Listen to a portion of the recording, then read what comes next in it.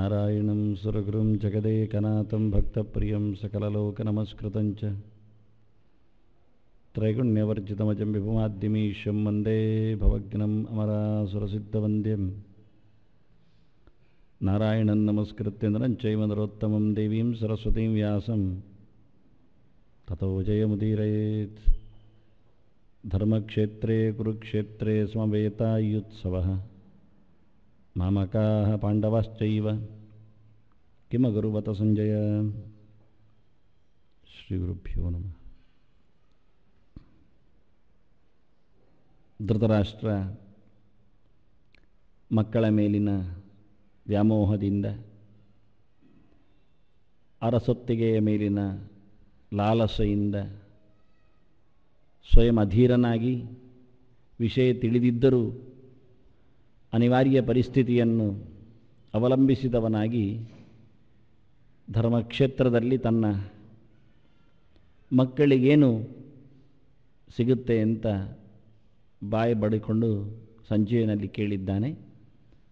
ಸಂಜಯ ಭಗವಂತನ ಎಲ್ಲ ವೈಭವಗಳನ್ನು ಅರ್ಜುನ ಪಡೆದ ಅತ್ಯಂತ ಎತ್ತರದ ಚಿಂತನೆಗಳನ್ನೆಲ್ಲ ಅರುಹಿ ಕೊನೆಗೆ ತನ್ನ ಉತ್ತರ ರೂಪವಾಗಿ, ತನ್ನ ಮಾತಾಗಿ ತಾನು ಕೇಳಿದ ಕಂಡ ವೈಭವದ ಅನುಭವಗಳನ್ನೆಲ್ಲ ತಿಳಿಸಿ ಕೊನೆಗೆ ನನ್ನ ಗೀತೆಯನ್ನು ಮೊದಲು ಕೇಳಿದ, ಗೀತಾರ್ಥನನ್ನು ಮೊದಲು ಕಂಡ ನನ್ನ ಸಂದೇಶ ನಿನಗೇನು ಅಂತ ಸಂಜೆ ಹೇಳ್ತಾ ಇದ್ದಾನೆ. ಯತ್ರ ಯೋಗೇಶ್ವರ ಕೃಷ್ಣ ಯತ್ರ ಪಾರ್ಥೋ ಧನುರ್ಧರ ತತ್ತಶ್ರೀ ವಿಜಯೋ ಭೂತಿ ಧ್ರುವ ನೀತಿ ಮತಿರ್ಮಮ. ಗೀತೆಯನ್ನು ಓದಿಕೊಂಡ, ಅರ್ಥವನ್ನು ಮಾಡಿಕೊಂಡ, ಅಲ್ಲಿನ ಭಗವತ್ತತ್ವವನ್ನು ಚೆನ್ನಾಗಿ ಕಂಡಿರುವ ಮೊದಲ ವ್ಯಕ್ತಿಯಾಗಿ ಅರ್ಜುನ ಕೇಳಿಕೊಂಡ ವ್ಯಕ್ತಿ ಶಿಷ್ಯ. ಅರ್ಜುನ ತನವನ್ನು ತನ್ನಲ್ಲಿಯೇ ಕೃಷ್ಣನಿಗೆ ಒಪ್ಪಿಸಿಕೊಂಡು ಅಲ್ಲಿಂದಲ್ಲಿಯೇ ತನ್ನ ನಿಲುವಿನಲ್ಲಿ ಪರಿಹಾರ ಮಾಡಿಕೊಂಡು ಮುಂದುವರೆದವ. ಏನಕ್ಕೂ ಸಂಬಂಧಪಡದೆ ಹೊರಗೆ ನಿಂತಾಗ ಅವರಿಬ್ಬರ ಮಾತುಗಳ ಕಥೆಗಳನ್ನು ಕೇಳಿಕೊಂಡು ನಮ್ಮ ಬದುಕಿನಲ್ಲಿ ಅಳವಡಿಸಿಕೊಳ್ಳಿಕ್ಕೆ ಬಂದಾಗ ಮೊದಲಿಗೆ ಸಿಗುವವ ನಮಗೆ ಸಂಜಯ. ಅದನ್ನ ಮೊದಲು ಗೀತೆಯನ್ನು ಪರಿಪೂರ್ಣವಾಗಿ ಬಿಡದೆ ಕೇಳಿದವ ಅಲ್ಲಿನ ತತ್ವಗಳನ್ನು ಕಣ್ಣಾರೆ ಕಾಣುವ ಭಾಗ್ಯವನ್ನು ಪಡೆದವ. ಹೀಗೆ ಎರಡು, ಕೇಳಲು ಇರುವ ಕೃಷ್ಣ, ಕಾಣಲು ಇರುವ ವ್ಯಾಸರು. ಹೀಗೆ ಕೇಳಲು ಅನುಕೂಲ ಮಾಡಿಕೊಟ್ಟ ಕೃಷ್ಣನಿಂದ ಒಳ್ಳೆಯ ರೀತಿಯಿಂದ ಅದನ್ನು ಒಳ್ಳೆಯ ರೀತಿಯಲ್ಲಿ ಕಾಣಲಿಕ್ಕೆ ಅವಕಾಶ ಮಾಡಿಕೊಟ್ಟ ವೇದವ್ಯಾಸರಿಂದ ಅನುಗ್ರಹೀತನಾದ ಸಂಜಯ ತನ್ನ ನಿಲುವನ್ನು ಸ್ಪಷ್ಟಪಡಿಸ್ತಾನೆ. ಒಬ್ಬ ಗೀತೆ ಓದಿಕೊಂಡಾಗ ಅವನಲ್ಲಿ ಆಗುವ ಅನುಭೂತಿ ಹೇಗಿರುತ್ತದೆ ಎನ್ನುವುದು ಮೊದಲಿಗೆ ಬಂದ ಕ್ರಮವನ್ನು ಸಂಜಯ ಅದಕ್ಕೆ ಮಾತಾಡ್ತಾನೆ. ನೇರವಾಗಿ ಹೇಳುತ್ತಾನೆ, ಧೃತರಾಷ್ಟ್ರನಿಗೆ ಎಲ್ಲಿ ಎಲ್ಲ ವಿಷಯಗಳನ್ನು ಅರುಹಿದ ಭಗವಂತ ಶ್ರೀಕೃಷ್ಣ ಇದ್ದಾನೋ, ಎಲ್ಲಿ ಆ ತತ್ವಗಳನ್ನು ಕೇಳಲು ಬಯಸಿ ಕಿವಿಯಾಗಿ ಮನನಗೈದ ಸಾಹಸಿಯಾದ ಅರ್ಜುನ ಇರ್ತಾನೋ ಅಲ್ಲಿಯೇ ಖಂಡಿತವಾಗಿಯೂ ಜಯ. ಅದು ಯಾವುದೇ ರೀತಿಯಾದ ವಂಚನೆಯಿಂದ ಲಭ್ಯವಾದದ್ದಲ್ಲ. ಅದು ನಿಜವಾಗಿಯೂ ಶಾಸ್ತ್ರೀಯವಾಗಿ ಅದು ರಾಜ್ಯನೀತಿಗೆ ಒಪ್ಪಿರುವಂತಹ ಜಯ ಆಗಿದೆ. ಕೇವಲ ಗೆಲುವಿನಿಂದ, ಎಲ್ಲರ ನಾಶದಿಂದ ಅದು ಅತ್ಯಂತ ನಿಕೃಷ್ಟವಾಗಿರತಕ್ಕಂತಹ ಗೆಲುವು ಅಂತ ಹೇಳಬೇಡ.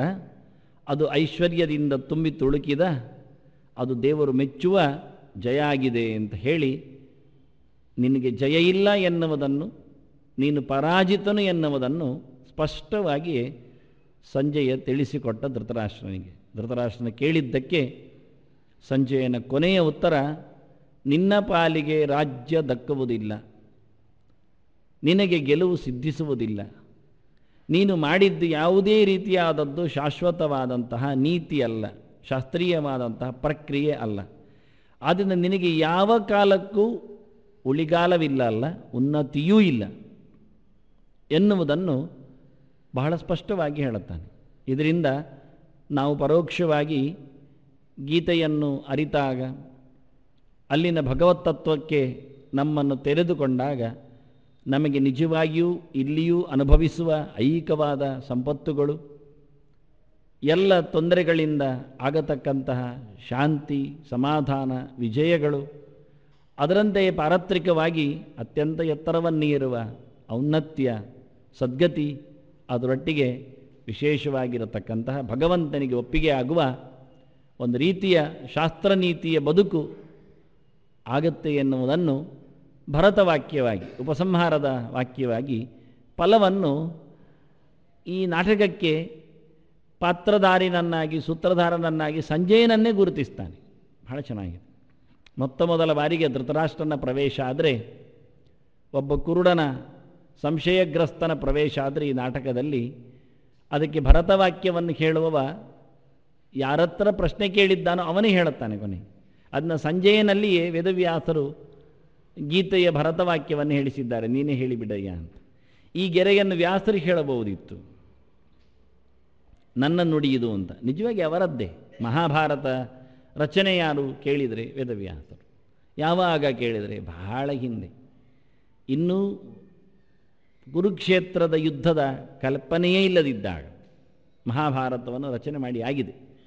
ಆ ಮಹಾಭಾರತದ ರಚನೆಯಂತೆ ನಡುವೆ ಯುದ್ಧ ಆಗುತ್ತೆ. ಯುದ್ಧದಲ್ಲಿ ಅರ್ಜುನ ಸಂಶಯಗ್ರಸ್ತನಾಗ್ತಾನೆ.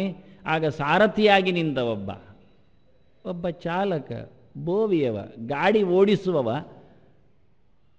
ಮಾಲೀಕನಿಗೆ ಪಾಠ ಮಾಡಬೇಕಾಗಿ ಬಂದದ್ದು. ಅವನಿಂದಲೂ ಕೇಳುವ ಯೋಗ್ಯತೆಯನ್ನು ಚಾಲಕ ಮಾಡಿಕೊಳ್ಳುವಂಥದ್ದು, ಮಾಲಕ ಮಾಡಿಕೊಳ್ಳುವಂಥದ್ದು. ಒಂದೊಮ್ಮೆ ನಮ್ಮ ದೂತರೋ, ಚಾರರೋ, ಸೇವಕರೋ, ಭೃತ್ಯರೋ ಏನಾದರೂ ವಿಷಯ ಹೇಳುತ್ತಾರಾದರೆ ಯಾರು ಕೇಳಲಿಕ್ಕೆ ತಯಾರಿರ್ತಾರೆ. ಸತ್ಯಾಗಿದ್ದರೂ ನೀನು ಹೇಳುವಂತೆ ಅಲ್ಲ ಅದು, ಅಂದರೆ ಅವನು ಹೇಳುತ್ತಾನೆ. ಆದರೆ ಇಲ್ಲಿ ಹಾಗಲ್ಲ. ಒಬ್ಬ ವ್ಯಕ್ತಿಯ ಕೈಯಲ್ಲಿ ತಮ್ಮ ತನವನ್ನು ಒಪ್ಪಿಸಿಬಿಟ್ಟ ಒಬ್ಬ ಧೀರನಾದ ಯುವಕ ಆ ಚಾಲಕ ಹೇಳುವ ಮಾತುಗಳಲ್ಲಿನ ಸತ್ಯತೆಯನ್ನು ಒಪ್ಪಿಕೊಂಡು ಅದರಂತೆ ತಾನು ಕರ್ತವ್ಯನಿಷ್ಠನಾಗ್ತಾನೆ. ಈ ರೀತಿಯಾದ ಒಂದು ಅದ್ಭುತವಾದಂತಹ ಒಂದು ಕೊನೆಯನ್ನು ವೇದವ್ಯಾಸರು ಮೊದಲೇ ತೀರ್ಮಾನ ಮಾಡಿ ಹಾಕಿಟ್ಟಿದ್ದಾರೆ. ಅಂದ ವ್ಯಾಸರದ್ದೇ ನೀತಿ, ಇದು ವ್ಯಾಸರದ್ದೇ ನಿಯಮ, ಇದು ವ್ಯಾಸರದ್ದೇ ಭರತವಾಕ್ಯ ಗೀತೆಗೆ. ಅದು ಅದನ್ನು ಹೇಳಿಸುವಾಗ ಸಂಜಯನಲ್ಲೇ ಹೇಳಿಸಿ, ನಾನು ಹೇಳುವುದಕ್ಕೆಂದು ಹೇಳುವಾಗ ವೇದವ್ಯಾಸರು ಹೇಳಿದಾಗೆ ಉಂಟು. ನೀ ತಿರುಮಮ ಅಂತ ರಚನೆ ಮಾಡಿದ್ದವನಿಗೆ ಹೇಳಬಹುದು. ಅದು ಸಂಜಯು ಆಚ ಅಂತ ಹೇಳಿಕೊಳ್ಳದೇ ಇದ್ದರೆ ಗೊತ್ತೇ ಆಗುವುದಿಲ್ಲ. ಅದರಿಂದ ಸುಮ್ಮನೆ ನಾವು ಸಂಜಯನ ಗೆರೆಗಳ ಒಟ್ಟಿಗೆ ಇದನ್ನು ಒಪ್ಪಿಕೊಂಡಿದ್ದೇವೆ. ಧೃತರಾಷ್ಟ್ರನಿಗೆ ಮಾತು ಹೇಳುವಲ್ಲಿ ಅಷ್ಟು ಸ್ಪಷ್ಟವಾಗಿ ವೇದವ್ಯಾಸರು ಗೀತೆಗೆ ತಾನು ರಚನೆ ಮಾಡಿದ ಮಹಾಭಾರತದ ಸಾರ ಸರ್ವಸ್ವಕ್ಕೆ ಸಕಲ ಶಾಸ್ತ್ರಗಳ ಅತ್ಯಂತ ದೊಡ್ಡ ರಾಶಿ ಆಗಿ ನಿಂತ ಉಪನಿಷತ್ತಿನ ರಹಸ್ಯಕ್ಕಿಂತಲೂ ಮಿಗಿಲಾದ ಸಂಗತಿಗೆ ಅವರು ಸಂಜಯನಿಂದ ಕೊನೆಯನ್ನು ಮಾಡಿಸಿದ್ದಾರೆ. ತಾನು ಹೇಳಬೇಕಾದ್ದನ್ನು ಸಂಜಯನಲ್ಲಿ ಹೇಳಿಸಿದ್ದಾರೆ. ಧೃತರಾಷ್ಟ್ರನಿಗೆ ಕೇಳಿಸಿದ್ದಾರೆ, ಧೃತರಾಷ್ಟ್ರನಂತೆ ಇರುವ ಎಲ್ಲರಿಗೂ ಕೇಳಿಸಿದ್ದಾರೆ. ಎಲ್ಲರೂ ಧೃತರಾಷ್ಟ್ರರು. ರಾಷ್ಟ್ರ ಅಂದರೆ ಪಟ್ಟಣ. ಇದು ದೇಹ ಎನ್ನುವುದೊಂದು ಪಟ್ಟಣ ಅಲ್ವ. ಅದರಿಂದ ಈ ಪಟ್ಟಣವನ್ನು ಹೊತ್ತವನ್ನು ಎಲ್ಲರೂ ಧೃತರಾಷ್ಟ್ರರೇ. ಎಲ್ಲರೂ ಅವರ ವಿಷಯದಲ್ಲಿ ಕುರುಡರೆ, ಇನ್ನೊಬ್ಬರ ವಿಷಯದಲ್ಲಿ ಚೆನ್ನಾಗಿ ಬಲ್ಲವರೇ. ಅದನ್ನ ಪರೋಪದೇಶೇ ಪಾಂಡಿತ್ಯಂ ಅಂತ. ಮತ್ತೊಬ್ಬನಿಗೇನಾದರೂ ಹೇಳುವುದಾಗಿದ್ದರೆ ನಾವು ಒಂದು ಗೀತೆಯನ್ನು, ಎಲ್ಲ ಗೀತೆಯನ್ನು ಹೇಳುತ್ತೇವೆ ನಾವು. ವಿದುಲ ಗೀತೆ, ಭ್ರಮರ ಗೀತೆ, ಗೋಪಿ ಗೀತೆ, ವೇಣುಗೀತೆ, ಎಲ್ಲ ಕೋಲು, ಕೈ, ಕಾಲು ಎಲ್ಲ ಗೀತೆಗಳು ಹೊರಗೆ ಬರ್ತವೆ. ಆಗ ಕೇವಲ ಸಾಧನೆಗಳೇನು. ಆದರೆ ಅವನಿಗಾಗುವಾಗ ಮಾತ್ರ ಇಲ್ಲ. ಆಗ ಕುರುಡ ಆಗ್ತಾನೆ. ಯಾರಾದರೂ ಹೇಳಬೇಕಾಗತ್ತೆ. ಕೇಳುವ ಕಿವಿ ಆಗ ತೆರಳಿದ್ದರೆ ಅನುಕೂಲಕ್ಕೆ ಬರುತ್ತೆ. ಇಲ್ಲ ಆದರೆ ಮತ್ತು ಧೃತರಾಷ್ಟ್ರನೇ ಆಗ್ತಾನೆ. ಅವನು ಬಹಳಷ್ಟು ಕುರುಡನಾಗಿ ದೇಶವನ್ನು, ದೇಹವನ್ನು ನಂಬಿದವ, ಮಕ್ಕಳನ್ನು, ಸಂಬಂಧಿಗಳನ್ನು ನಂಬಿದವ, ಸಂಪತ್ತನ್ನು, ಕಾರಬಾರನ್ನು ನಂಬಿದವ. ಈಗ ಎಲ್ಲವನ್ನು ನಂಬುವವನು ತನಗೋಸ್ಕರ. ಆದ್ದರಿಂದ ಕಿವಿಯೂ ಅವನಿಗೆ ಕೇಳಿಸ್ತಾ ಇಲ್ಲ, ಶಬ್ದದ ಆಡಂಬರ ಮಾತ್ರ. ಮನಸ್ಸು ಅವನಿಗೆ ಹೋಗ್ತಾ ಇಲ್ಲ, ಅದು ಕೇವಲ ಖಾಲಿಯಾದ ಆಟದ ಅಂಗಣ ಮಾತ್ರ, ಯುದ್ಧದ ಅಂಗಣ ಮಾತ್ರ ಆಗಿದೆ. ಅದನ್ನು ಪ್ರತಿಯೊಬ್ಬ ಧೃತರಾಷ್ಟ್ರನಿಗೂ ಕೃಷ್ಣನ ಪ್ರಶ್ನೆ ಇದೆ. ಕೊನೆಗೆ ಅರ್ಜುನನನ್ನು ಕೇಳಿದ ಹಾಗೆ, ಏನಾಯಿತು ಹೇಳಿದ್ದು? ಕೇಳಿದೆ. ಕಚ್ಚಿದ ಅಜ್ಞಾನ ಸಮೂಹ ಪ್ರಣಷ್ಟ ಕೇಳ್ತೇವೆ. ನಿನಗೆಲ್ಲ ಹೋಯ್ತಾ, ತಲೆಯೊಳಗೆ ತುಂಬಿಸಿಕೊಂಡದ್ದೆಲ್ಲ ಹಾಳಿದ್ದದ್ದು ಹೊರಗೋಗಿದೆಯಾ ಅಂತ. ಹಾಗೆ ಸಂಜಯ ಆಗಿದ್ದರೆ ಅಂತವ ಮೇಲಕ್ಕೆ ಬೀಳುತ್ತಾನೆ, ಅವನು ಸದ್ಗತಿಯನ್ನು ಪಡಿತಾನೆ ಅಂತ ಹೀಗೆ ಬಹಳ ಸುಂದರವಾಗಿ ಅವನಿಂದಲೇ ಉತ್ತರಿಸ್ತಾರೆ. ಹೀಗೆ ಧೃತರಾಷ್ಟ್ರನಾದ ನಮಗೆಲ್ಲರಿಗೂ ಒಂದು ಸುಂದರವಾದ ಸಂದೇಶವನ್ನು ಸಾಂಕೇತಿಕವಾಗಿ ನಿಟ್ಟ ಗೀತೆ ಇದು. ಏನು ಹೇಳಿದ ಸಂಜಯ? ಯತ್ರ ಯೋಗೇಶ್ವರ ಕೃಷ್ಣ ಯತ್ರ ಪಾರ್ಥೋ ಧನುರ್ಧರ ತತ್ರ ಶ್ರೀ ವಿಜಯ ಭೂತಿ ಧ್ರುವ ನೀತಿ ಮಮ ಮತಿ. ಹೀಗಿದೆ ಅಂತ ಹೇಳಿ ನನ್ನದಾದ ಇದು ತೀರ್ಮಾನ ಅಂತಾನೆ. ಇದು ನನ್ನ ನಿಜವಾದಂತಹ ಬುದ್ಧಿ, ಇದು ನನ್ನ ನಿಷ್ಕರ್ಷೆಯಿಂದ ಬಂದಿರತಕ್ಕಂತಹ ಸಂದೇಶ, ಇದು ಉಪದೇಶ ಅಂತಾನೆ. ಯಾವುದು ಕೇಳಿದರೆ ಕೃಷ್ಣ ಇದ್ದಲ್ಲಿ ಅರ್ಜುನನಿದ್ದಲ್ಲಿ ಇದು 4 ಇರ್ತದೆ. ಎಂತಹ ಕೃಷ್ಣ ಇದ್ದಲ್ಲಿ? ಯೋಗೇಶ್ವರ ಕೃಷ್ಣ ಅಂತ. ಸಕಲ ಉಪಾಯಗಳಿಗೆ ಭಕ್ತಿಯೋಗ, ಕರ್ಮಯೋಗ, ಜ್ಞಾನಯೋಗ, ಧ್ಯಾನಯೋಗ, ರಾಜಯೋಗ, ಆ ಎಲ್ಲ ಯೋಗಗಳು ಪ್ರತಿಯೊಂದು ಶ್ಲೋಕವು ಪ್ರತಿಯೊಂದು ಯೋಗವೇ ನಮಗೆ ಆ ದೃಷ್ಟಿಯಿಂದ. ಹಾಗಾಗಿ ಸಕಲ ಯೋಗಗಳ ಅಧಿಪತಿಯಾಗಿ ನಿಂತ ಭಗವಂತ. ಯೋಗ ಅಂದರೆ ಯಾರು? ಯೋಗ ಅಂದರೆ ಯೋಗ ಮಾಯಾ ಲಕ್ಷ್ಮಿ, ಅವಳಿಗೆ ನಿಜವಾದ ಅರಸನಾಗಿ ನಿಂತ, ಪ್ರಕೃತಿಗೆ ಅರಸನಾಗಿ ನಿಂತವ. ನಿಜವಾಗಿ ಭಗವಂತನನ್ನು ಗುರುತಿಸುವ ವಿಧಾನದು. ಎಲ್ಲ ಅಜ್ಞಾನಗಳಿಗೆ ಕಾರಣಳಾದ ತಮ ರೂಪದಿಂದ ನಿಂತಿರುವ ದುರ್ಗಾತ್ಮಿಕೆಯಾದ ಲಕ್ಷ್ಮಿಯನ್ನು ವಿಶೇಷವಾಗಿ ನಿಯಂತ್ರಿಸಿಕೊಳ್ಳತಕ್ಕಂತಹ, ಅವಳ ಏನೊಂದು ವ್ಯಾಪ್ತಿ ಇದೆ, ಅವಳ ಏನೊಂದು ವಿಶೇಷವಾಗಿರತಕ್ಕಂತಹ ಶಕ್ತಿ ಇದೆ, ಅದನ್ನೂ ನಿಯಂತ್ರಿಸುವ ಮಾಯಾಶಕ್ತಿಯನ್ನು, ಯೋಗಮಾಯಾಶಕ್ತಿಯನ್ನು ಸಹ ತನ್ನ ಅಂಕೆಯಲ್ಲಿಟ್ಟುಕೊಂಡ. ಹಾಗಾಗಿ ಅಜ್ಞಾನ ಬರುವಂತೆ ಮತ್ತ ಸ್ಮೃತಿ ಜ್ಞಾನಂ ಅಪೋಹನಂಚ ಹೇಳಿದ್ದಕ್ಕೆ ಅದಕ್ಕೂ ಅಭಿಮಾನಿ ದೇವತೆಯಾಗಿ ನಿಂತ ಲಕ್ಷ್ಮಿಯನ್ನು, ದುರ್ಗೆಯನ್ನು ಸಹ ತಾನು ಅಧೀನದಲ್ಲಿಟ್ಟುಕೊಂಡು ಅವಳ ವರನಾಗಿ. ಎಷ್ಟೋ ಜನ ಹೇಳುವುದುಂಟು ದುರ್ಗೆಗೆ ಗಂಡನೇ ಇಲ್ಲ ಅಂತ, ಅವಳು ಬ್ರಹ್ಮಚಾರಿಣಿ ಇದ್ದಾಳೆ ಅಂತ. ಇಲ್ಲೇ ಉಂಟಲ್ಲ, ಯೋಗೇಶ ಅಂದರೆ ದುರ್ಗೆಯೇ, ವರ ಅಂತೇಳಿ ಕೃಷ್ಣನನ್ನು ಸ್ಪಷ್ಟವಾಗಿ ದುರ್ಗೆಯ ಗಂಡ ಅಂತಲೇ ಅವನು ಕರೀತಾನೆ. ಅಜ್ಞಾನವನ್ನು ಕಬಳಿಸಲು ಅಜ್ಞಾನ ಅಭಿಮಾನಿನಿಯಾಗಿ ನಿಂತ ದುರ್ಗೆಗೆ ಅವನು ವರನೇ ಆಗಿರಬೇಕು, ಇಲ್ಲಿದ್ರೆ ಆಗುವುದಿಲ್ಲ. ಯೋಗ ಮಾಯಾ ದುರತ್ಯಯ ಅಂತ ಹೇಳ್ತಾರೆ. ಕೃಷ್ಣನೇ ಹೇಳಿದ್ದ, ನನ್ನ ಯೋಗ ಮಾಯೆ ಅದು ಯಾರಿಗೂ ದಾಟಲು ಸಾಧ್ಯ ಆಗುವುದಿಲ್ಲ, ನನ್ನ ಅನುಗ್ರಹ ಇಲ್ಲದೆ ಅವಳ ಅನುಗ್ರಹ ಇಲ್ಲದೆ ಅಂತ. ಅಂತಹ ಯೋಗೇಶ್ವರನಾದ ಅಜ್ಞಾನವನ್ನು ನಿವೃತ್ತಿಗೊಳಿಸುವ ತಂ ಯಥಾ ಉಪಾಸತೆ ತದೇವ ಭವತಿ ಅಂತ ಶಾಸ್ತ್ರದ ಚಿಂತನೆಯಲ್ಲಿ ಅಜ್ಞಾನ ವಿಪರೀತ ಜ್ಞಾನಗಳ ನಾಶಕ್ಕೆ ಅಜ್ಞಾನ ವಿಪರೀತ ಜ್ಞಾನ ಮಾಡುವ ಹಾಗೆ ಭಗವಂತನ ಅನುಸಂಧಾನ ಮಾಡಬೇಕು. ಹಾಗಾಗಿ ಅದನ್ನು ಇಲ್ಲಿ ಉಲ್ಲೇಖ ಮಾಡುವ ಯೋಗೇಶ್ವರ ಅಂತ ಹೇಳಿತು. ಆ ಅಜ್ಞಾನವನ್ನು ನಿವೃತ್ತಿ ಮಾಡಿಕೊಳ್ಳುವ ಬಗೆ ಹೇಗೆ, ಸುಜ್ಞಾನವನ್ನು ಪಡೆಯುವ ತಂತ್ರ ಏನು, ಅದಕ್ಕೆ ಯೋಗ ಅಂತ ಹೆಸರು. ಯೋಗ ಅಂದರೆ ಕರ್ಮೋಪಾಯ ಅಂತ ತಂತ್ರ. ಅಂತಹ ಕರ್ಮಗಳು ತದ್ವಿಧಿ ಪ್ರಣಿಪಾತೇನ ಅಂತ ಹೇಳಿಕೊಂಡು ಗುರು ಶುಶ್ರೂಷೆ, ಅಧ್ಯಯನ ಕರ್ಮ, ಅದಕ್ಕೋಸ್ಕರ ಪ್ರಯತ್ನ, ಅದನ್ನು ಆತ್ಮಸಾತ್ ಮಾಡಿಕೊಳ್ಳುವಲ್ಲಿ ಇಂದ್ರಿಯಗಳ ಜಯ, ಇವನ್ನೆಲ್ಲ ಹೇಳ್ತಾ ಬಂತು.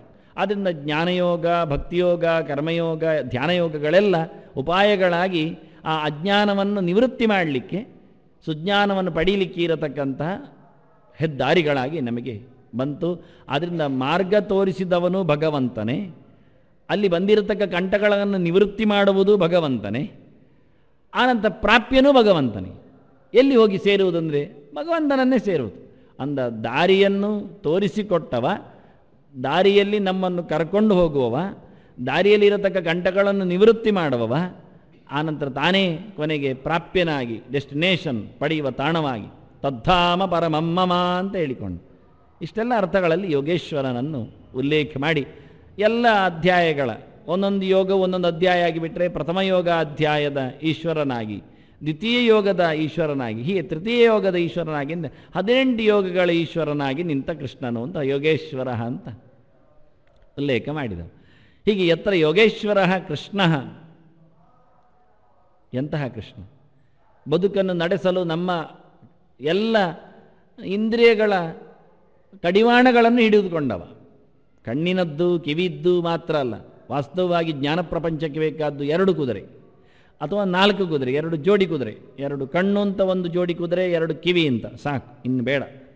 ಆದರೂ ಒಂದೊಮ್ಮೆ ಕೇಳಿದ್ದನ್ನು ಇನ್ನೊಮ್ಮೆ ಕೇಳಲಿಕ್ಕೆ, ಮಗದೊಮ್ಮೆ ಕೇಳಿಸಿಕೊಳ್ಳಲಿಕ್ಕೆ, ಪ್ರಯತ್ನಪಟ್ಟು ಕೇಳುವಂತಾಗಲಿಕ್ಕೆ, ಅಲ್ಲಿನ ಪ್ರಶ್ನೆಗಳಿಗೋಸ್ಕರ ಕೇಳಲಿಕ್ಕೆ ಬಾಯಿ ಬೇಕಾಗತ್ತೆ. ಅಂದು ಮತ್ತೊಂದು ಕುದುರೆ ಸೇರ್ಪಡೆ ಆಗುತ್ತೆ. ಹೀಗೆ ಕುದುರೆಗಳು ಹೆಚ್ಚಾದಾಗೆ ಅದರ ಕಡಿವಾಣಗಳನ್ನು ಹೆಚ್ಚು ಕೊಡಬೇಕಾಗತ್ತೆ ಸಾರಥಿಯ ಕೈಯಲ್ಲಿ. ಎರಡೇ ಕುದುರೆ ಇದ್ದರೆ ಎರಡೇ ಹಗ್ಗ ಕೊಟ್ಟರೆ ಆಯಿತು, ಒಂದನ್ನು ಆಚೆಗೆ ಒಂದನ್ನು ಈಚೆಗೆ ಹೋಗದಂತೆ ನೇರ ಇಟ್ಕೊಂಡ್ರೆ ಆಯಿತು. 4 ಕುದುರೆ ಆದಾಗ ಇನ್ನಷ್ಟು ಕಷ್ಟ ಅದನ್ನು ಎಳೆದಿಟ್ಕೊಳ್ಳಿಕ್ಕೆ. ಕುದುರೆಗಳು ಹೆಚ್ಚಾದಾಗೆ ಕಡಿವಾಣ ಹಾಕುವಲ್ಲಿ ಕಷ್ಟ ಆಗುತ್ತೆ. ಎಲ್ಲ ಒಟ್ಟು ಕಟ್ಟಿ ಎಳೆದರೆ ಅದು ಸರಿಯಾಗುವುದಿಲ್ಲ. ಒಂದು ಸರಿಯೇ ಮೊದಲಿರ್ತದೆ, ಕಷ್ಟ ಆಗುತ್ತೆ ಅದಕ್ಕೆ. ಹಾಗಾಗಿ ಒಂದೊಂದು ಕಡಿವಾಣಗಳ ಸೂತ್ರ, ಒಂದೊಂದು ಕಡಿವಾಣ ಎನ್ನುವ ಸೂತ್ರ ಕೃಷ್ಣನ ಕೈಯಲ್ಲಿ, ಅದರ ಸೂತ್ರಧಾರಾದ ಸೂತ್ರ ಅಂದರೆ ಅದುವೇ ಹಗ್ಗ, ಇಂದ್ರಿಯಗಳ ಹಗ್ಗ. ಅದನ್ನು ಉಲ್ಲೇಖ ಮಾಡಲಿಕ್ಕೆ ಕೃಷ್ಣ ಅಂದರು, ಎಳೆಯುವವನು. ಎಳೆಯುವವನು ಯಾಕೆ ಅಂದರೆ ಅದು ಎಳೆಯದಿದ್ದರೆ ಈಚೆ ಕೇಳುವುದಿಲ್ಲ, ತಿರುಗುವುದಿಲ್ಲ, ನಿಲ್ಲುವುದಿಲ್ಲ, ಏಕಾಗ್ರವಾಗುವುದಿಲ್ಲ. ಸಡಿಲು ಬಿಟ್ಟರೆ ಅದು ಇಷ್ಟ ಬಂದಂತೆ ಹೋಗುತ್ತೆ, ಸ್ವೇಚ್ಛಾಚಾರಿ ಆಗತ್ತೆ. ಹಾಗಾಗಿ ಕೃಷ್ಣ ಕರ್ಷತೀತಿ ಅಂದ. ಯಾರು ಕಡಿವಾಣಗಳನ್ನು ಎಳೆಯುತ್ತಾನೋ ಚಾಲನೆಗೆ ಮುಖ್ಯ ಬೇಕಾದ್ದು ಅವನು ಹೇಳಿದಂತೆ ಹೋಗಬೇಕು. ಮಾರ್ಗವನ್ನು ನಡೆಸಿಕೊಡುವವನು ಕೃಷ್ಣ ಅಂದ ನಂತರ ಅದನ್ನು ಚೆನ್ನಾಗಿ ನಡೆಸಬೇಕು ಅವನು, ಅದರ ಬಾಡಿಗೆ ಬಿಡಲಿಕ್ಕಿಲ್ಲ. ಹಾಗಾಗಿ ಎಲ್ಲ ಜ್ಞಾನೇಂದ್ರಿಯಗಳಲ್ಲಿರತಕ್ಕ ಮಲವನ್ನು ಹೊರಗೆ ಹಾಕಿ ಅದನ್ನು ನೇರ್ಪುಗೊಳಿಸಿ ಅದನ್ನು ಸುಂದರವಾಗಿ ಕರೆದುಕೊಂಡು ಹೋಗುವಂತೆ ಅದರದ್ದು ಪರಿಪೂರ್ಣವಾದ ಅಂಕೆ ಭಗವಂತ ಕೈಯಲ್ಲಿ ಕೊಟ್ಟರೆ ಅಂತಹ ಕೃಷ್ಣ ನಮಗೆ ಸಿಗಬೇಕು. ಆಗ ನಾವು ಪಾರ್ಥರಾಗಲಿಕ್ಕೆ ಸಾಧ್ಯ ಅಂತಾನೆ. ಪಾರ್ಥ ಅಂದರೆ ಅರ್ಜುನ, ಅರ್ಥವನ್ನು ಪಾನ ಮಾಡಿದವ, ಕೃಷ್ಣ ಹೇಳಿದ ಸಂಗತಿಗಳನ್ನೆಲ್ಲ ಅರಿತುಕೊಂಡವ, ಯಥಾರ್ಥವಾದ ಅರಿವಿಗೆ ಪಾತ್ರನಾದವ. ಅವನು ಈಗ ಕೈಯಲ್ಲಿ ಧನುಸಿಟ್ಕೊಂಡಿದ್ದಾನೆ. ವಿಸೃಜ್ಯ ಸಶರಂ ಚಾಪಂ ಶೋಕ ಸಂವಿಘ್ನ ಮಾನಸಃ. ಮೊದಲೇ ತೋರಿಸಿಕೊಟ್ಟಿದ್ದಾನೆ ಅರ್ಜುನನ ಚಿತ್ರವನ್ನು ಹೇಗಿತ್ತು ಅಂತ. ಅವನು ರಥೋಪಸ್ತೋಪಾವಿಶತು ಅಂತ ಕೂತದ್ದು, ಸ್ಥಿತೋಸ್ಮಿ ಗತ ಸಂದೇಹ ಹೇಳಿದ್ದವ, ಕರಿಷ್ಯೇ ವಚನಂತವ ಅಂತ. ಆಗ ಸಂಜಯ ಹೇಳಲಿಲ್ಲ ಹೇಗಿದ್ದಾನೆ ಅರ್ಜುನ ಅಂತ, ನಿಂತಿದ್ದಾನೆ. ಕೂತ ಅರ್ಜುನನನ್ನು ಹೇಳಿದ್ದ ಪಾಠ ಆಗುವ ಮೊದಲು. ಎಲ್ಲ ಚಿಂತನೆ ಆದ ತಕ್ಷಣ ನಿಂತ ಅರ್ಜುನನನ್ನು ನೋಡಿದ್ದಾನೆ. ಇನ್ನೇನಾಗಿದೆ, ಅವ ಅಸ್ತ್ರ ಹೆಕ್ಕಿದ್ದನ್ನು ಹೇಳಲಿಲ್ಲ, ಈಗ ಹೆಕ್ಕಿದ್ದೇ ಹೇಳ್ತಾ ಇದ್ದಾನೆ. ಶಸ್ತ್ರಪಾಣಿಯಾಗಿದ್ದಾನೆ. ಆದ್ದರಿಂದ ಈಗ ಸಂಜೆ ತಿಳಿಸುವ ಹೇಳ್ತಾನೆ, ಪಾರ್ಥ ಧನುರ್ಧರ ಅಂತ, ಸನ್ನದ್ಧನಿದ್ದಾನೆ ಅಂತ.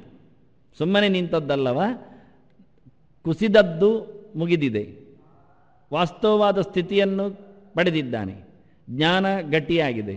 ಆದರೆ ಕರ್ತವ್ಯ ನಿಷ್ಠೆ ಅದು ಕೈಯಲ್ಲಿ ಧನುಸ್ಸು ಬಂದಾಗ ಗೊತ್ತಾಗುತ್ತೆ. ಅರಿವು ತುಂಬಿದೆ, ಅದಕ್ಕೆ ಅನುಗುಣವಾದ ಹರವು ಬಂದಿದೆ ಅಂತ ಗೊತ್ತಾಗಬೇಕು. ಅದನ್ನು ಉಲ್ಲೇಖ ಮಾಡ್ತಾರೆ. ಆದ್ದರಿಂದ ಜ್ಞಾನಯೋಗ ಮತ್ತು ಕರ್ಮಯೋಗ ಒಂದು ಅರ್ಜುನನ ಭಂಗಿಯಲ್ಲಿದೆ, ನಿಂತ ಭಂಗಿಯಲ್ಲಿ ಮತ್ತೆ ಹಿಡಿದ ಶಸ್ತ್ರದಲ್ಲಿ ಕಾಣುತ್ತದೆ ಅಂತ ಇದು ತಿಳಿಸಿಕೊಡುತ್ತಾರೆ. ಅದರಿಂದ ಪಾರ್ಥ ಧನುರ್ಧರ, ಚಿಂತನೆ ನಡೆಸಿದವ, ಶಸ್ತ್ರ ಹಿಡಿದವ, ಕರ್ಮವನ್ನು ನಡೆಸಿಕೊಡುತ್ತಿದ್ದಾನೆ, ಅರಿವನ್ನು ಅದಕ್ಕೆ ಅಂಟಿಸಿಬಿಟ್ಟಿದ್ದಾನೆ. ಅರಿವಿಲ್ಲದ ಕರ್ಮ ಅದು ಅಪಾರ್ಥವಾಗುತ್ತೆ, ಅರಿವು ಇಲ್ಲ ಅಪಾರ್ಥ ಆಯಿತು. ಕರ್ಮ ಇಲ್ಲದ ಅರಿವು ಅದು ವ್ಯರ್ಥ ಆಗ್ತದೆ. ಯಾಕೆ, ಧನುಸ್ಸಿಲ್ಲ ಕೈಯಲ್ಲಿ. ಅನ್ನ ಧನುರ್ಧರ ವಿಸೃಜ್ಯ ಶಶರಂ ಚಾಪಂ ಅಂದಿದ್ದಾನೆ. ಇಲ್ಲಿ ಧನುಸ್ಸು ಹಿಡಿದದ್ದು ಹೇಳಿದ್ದೀರಿ, ಬಾಣ ಹಿಡಿದದ್ದು ಹೇಳಲೇ ಇಲ್ಲಲ್ಲ. ಮತ್ತೆ ಬಾಣ ಸಮೇತ ಧನುಸ್ಸು ಬರಲಿ ಬರುತ್ತೆ, ಎಲ್ಲ ಬರುವ, ಬಿಟ್ಟದ್ದೇನು ನೋಡಿಕೊಳ್ಳುವ. ವಿಸೃಜ್ಯ ಸಶರಂ ಚಾಪಂ ಎನ್ನುವಲ್ಲಿ ಚಾಪವನ್ನು ಬಿಟ್ಟಿದ್ದಾನೆ, ಸಶರಂ ಎನ್ನುವಲ್ಲಿ ಶರ ಸಮೇತ ಬಿಟ್ಟಿದ್ದಾನೆ ಅಂತ ಹೇಳಿದೆ. ಇಲ್ಲಿ ಯಾರು ಶರ, ಯಾರು ವಾಸ್ತವವಾದಂತಹ ಧನುಸ್ಸು, ಏನು ನಿಜವಾದ ಲಕ್ಷ್ಯ, ಇದೆಲ್ಲ ಬಹಳ ಸುಂದರವಾದಂತಹ ಉಪನಿಷತ್ತಿನ ಕೊಡುಗೆ. ಪ್ರಣಮೋ ಧನು ಶರೋಹ್ಯಾತ್ಮ ಬ್ರಹ್ಮತಲ್ಲಕ್ಷ್ಯ ಮುಚ್ಯತೆ ಅಂತಾನೆ. ದೇವರು ಗುರಿ, ದೇವರೆಡೆಗೆ ಸಾಗಬೇಕು. ನಮ್ಮ ಗುರಿ ದೇವರು, ಅವನನ್ನು ಹೊಡಿಬೇಕು. ಲಕ್ಷ್ಯ ವೇದ ಆಗಬೇಕು. ಮೊದಲು ವೇದ ಆಗಬೇಕು, ಮತ್ತೆ ವೇದ ಆಗಬೇಕು. ವೇದ ಅಂದರೆ ಮೊದಲು ತಿಳಿಬೇಕು, ತಿಳಿಯದ ವೇದ ಆಗೋದೇ. ಗುರಿ ಯಾವುದೊಂದು ಗೊತ್ತಿಲ್ಲದೆ ಹೊಡೆಯುವುದೇಗೆ ನಾವು? ಹಾಗಾದರೆ ಹೊಡೆಯಲಿಕ್ಕೆ ಎಲ್ಲಿದೆ? ಹೊಡೆಯುವುದು ಯಾವುದರಿಂದ? ಬಾಣದಿಂದ. ಹೋಗಿ ಮುಟ್ಟುವುದು ಬಾಣ. ಏನನ್ನು ಮುಟ್ಟುವುದು? ಗುರಿಯನ್ನು ಮುಟ್ಟುವುದು. ಗುರಿ ಯಾರು? ದೇವರು. ಹಾಗಾದರೆ ದೇವರನ್ನು ಯಾರು ಮುಟ್ಟಬೇಕು? ನಾವು ಮುಟ್ಟಬೇಕು. ಹಾಗಾದರೆ ಬಾಣವೇ ನಾವು, ಜೀವರೇ ಬಾಣ.